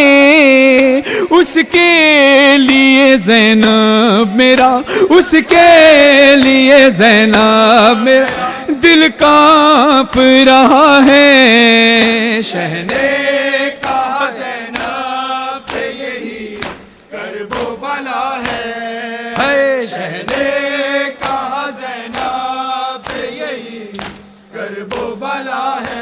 ارے بازو میں تیری ریس ماں, بازو میں تیرے ریس ماں, باندھیں گے ستم گر, چھن جائے گی سر سے تیرے زینب وہی چادر, جس کے لیے قرآن میں, جس کے لیے قرآن تطہیر لکھا ہے. شہنے کہا زینب سے یہی کرب و بلا ہے, اے شہنے کہا زینب سے یہی کرب و بلا ہے.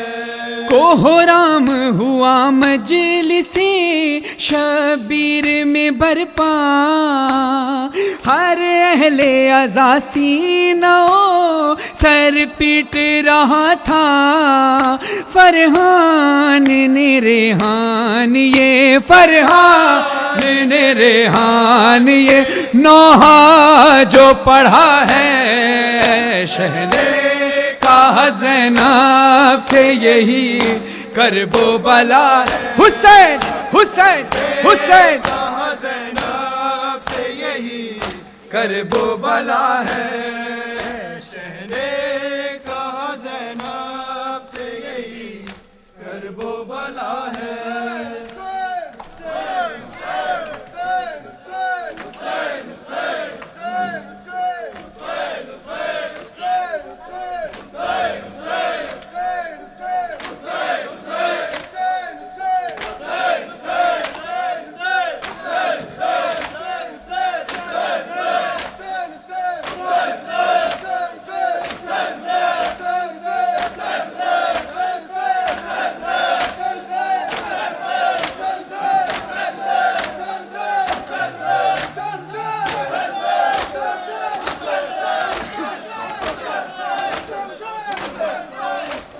گزری جو قتل گاہ سے زینب جگر فگار، آنکھیں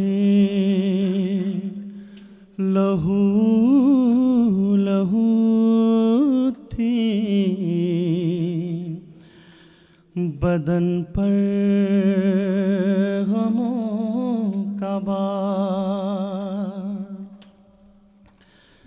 لاشوں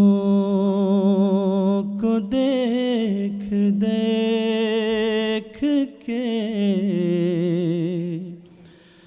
روتی تھی زار زار، کہتی تھی جلد آئیے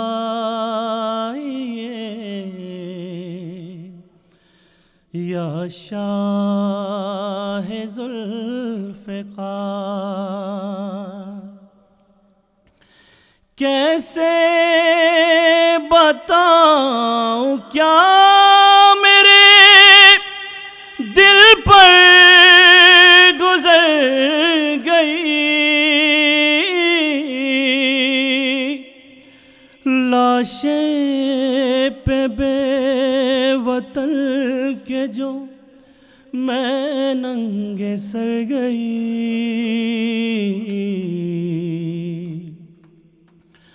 ہائے بابا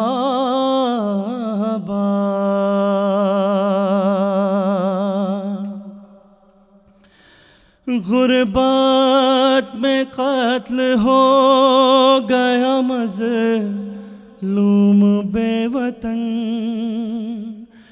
میں بھائی بھائی کہتی تھی لاشا بہن بہن، میں بھائی بھائی کہتی تھی لاشا بہن بہن، میں بھائی بھائی کہتی تھی لاشا بہن بہن، میں بھائی بھائی کہتی تھی لاشا بہن بہن، میں بھائی بھائی کہتی تھی لاشا، تیروں پہ تھا رکھا ہوا لاشا حسین کا، ڈوبا ہوا لہو میں تھا کرتا حسین کا، آواز تھی حسین کی بہنا کفن کفن،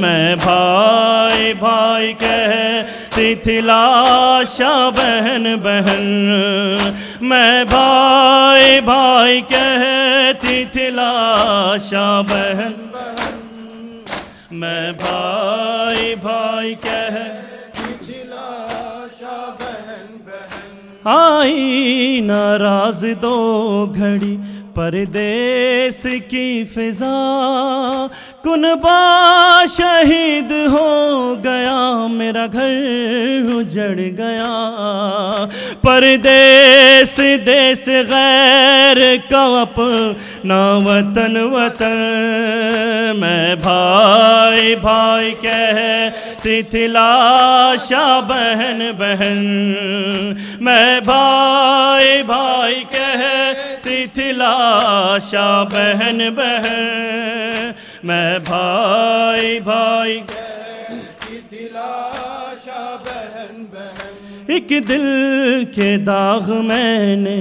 72 اٹھا لیے، کچھ داغ میں نے قلب کے اندر چھپا لیے، چھپتے نہیں چھپانے سے داغ رسن رسن، میں بھائی بھائی کہتی تھی لاشا بہن بہن، میں بھائی بھائی کہتی تھی لاشا بہن بہن، میں بھائی بھائی کہتی تھی لاشا بہن بہن، دیکھا ہے بابا میں نے جو منظر بتاؤں کیا، نیزوں پہ تھا رکھا ہوا سرور شہید کا، گھوڑوں نے دوڑنے سے تھا ٹکڑے بدن بدن، میں بھائی بھائی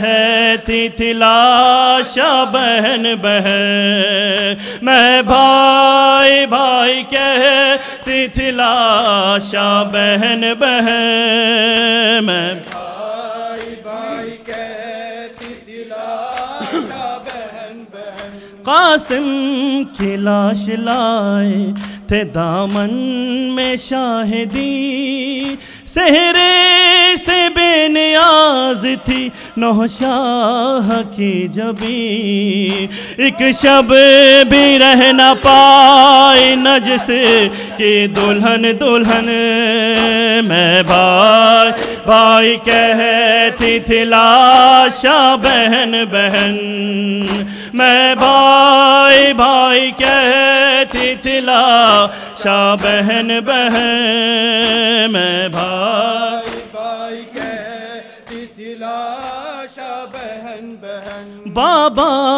حسن سے بابا حسین شہید تک، بابا امیر شام سے دور یزید تک، لوٹا ہے اہل شام نے بابا چمن چمن، میں بھائی بھائی کہتی تھی لاشا بہن بہن، میں بھائی بھائی کہتی تھی لاشا بہن بہن، میں بھائی بھائی کہتی تھی لاشا بہن بہن، غازی کے بعد اور قیامت گزر گئی، پیاسوں کی آس ٹوٹ کے بن میں بکھر گئی، ایک شور آتش کا بپا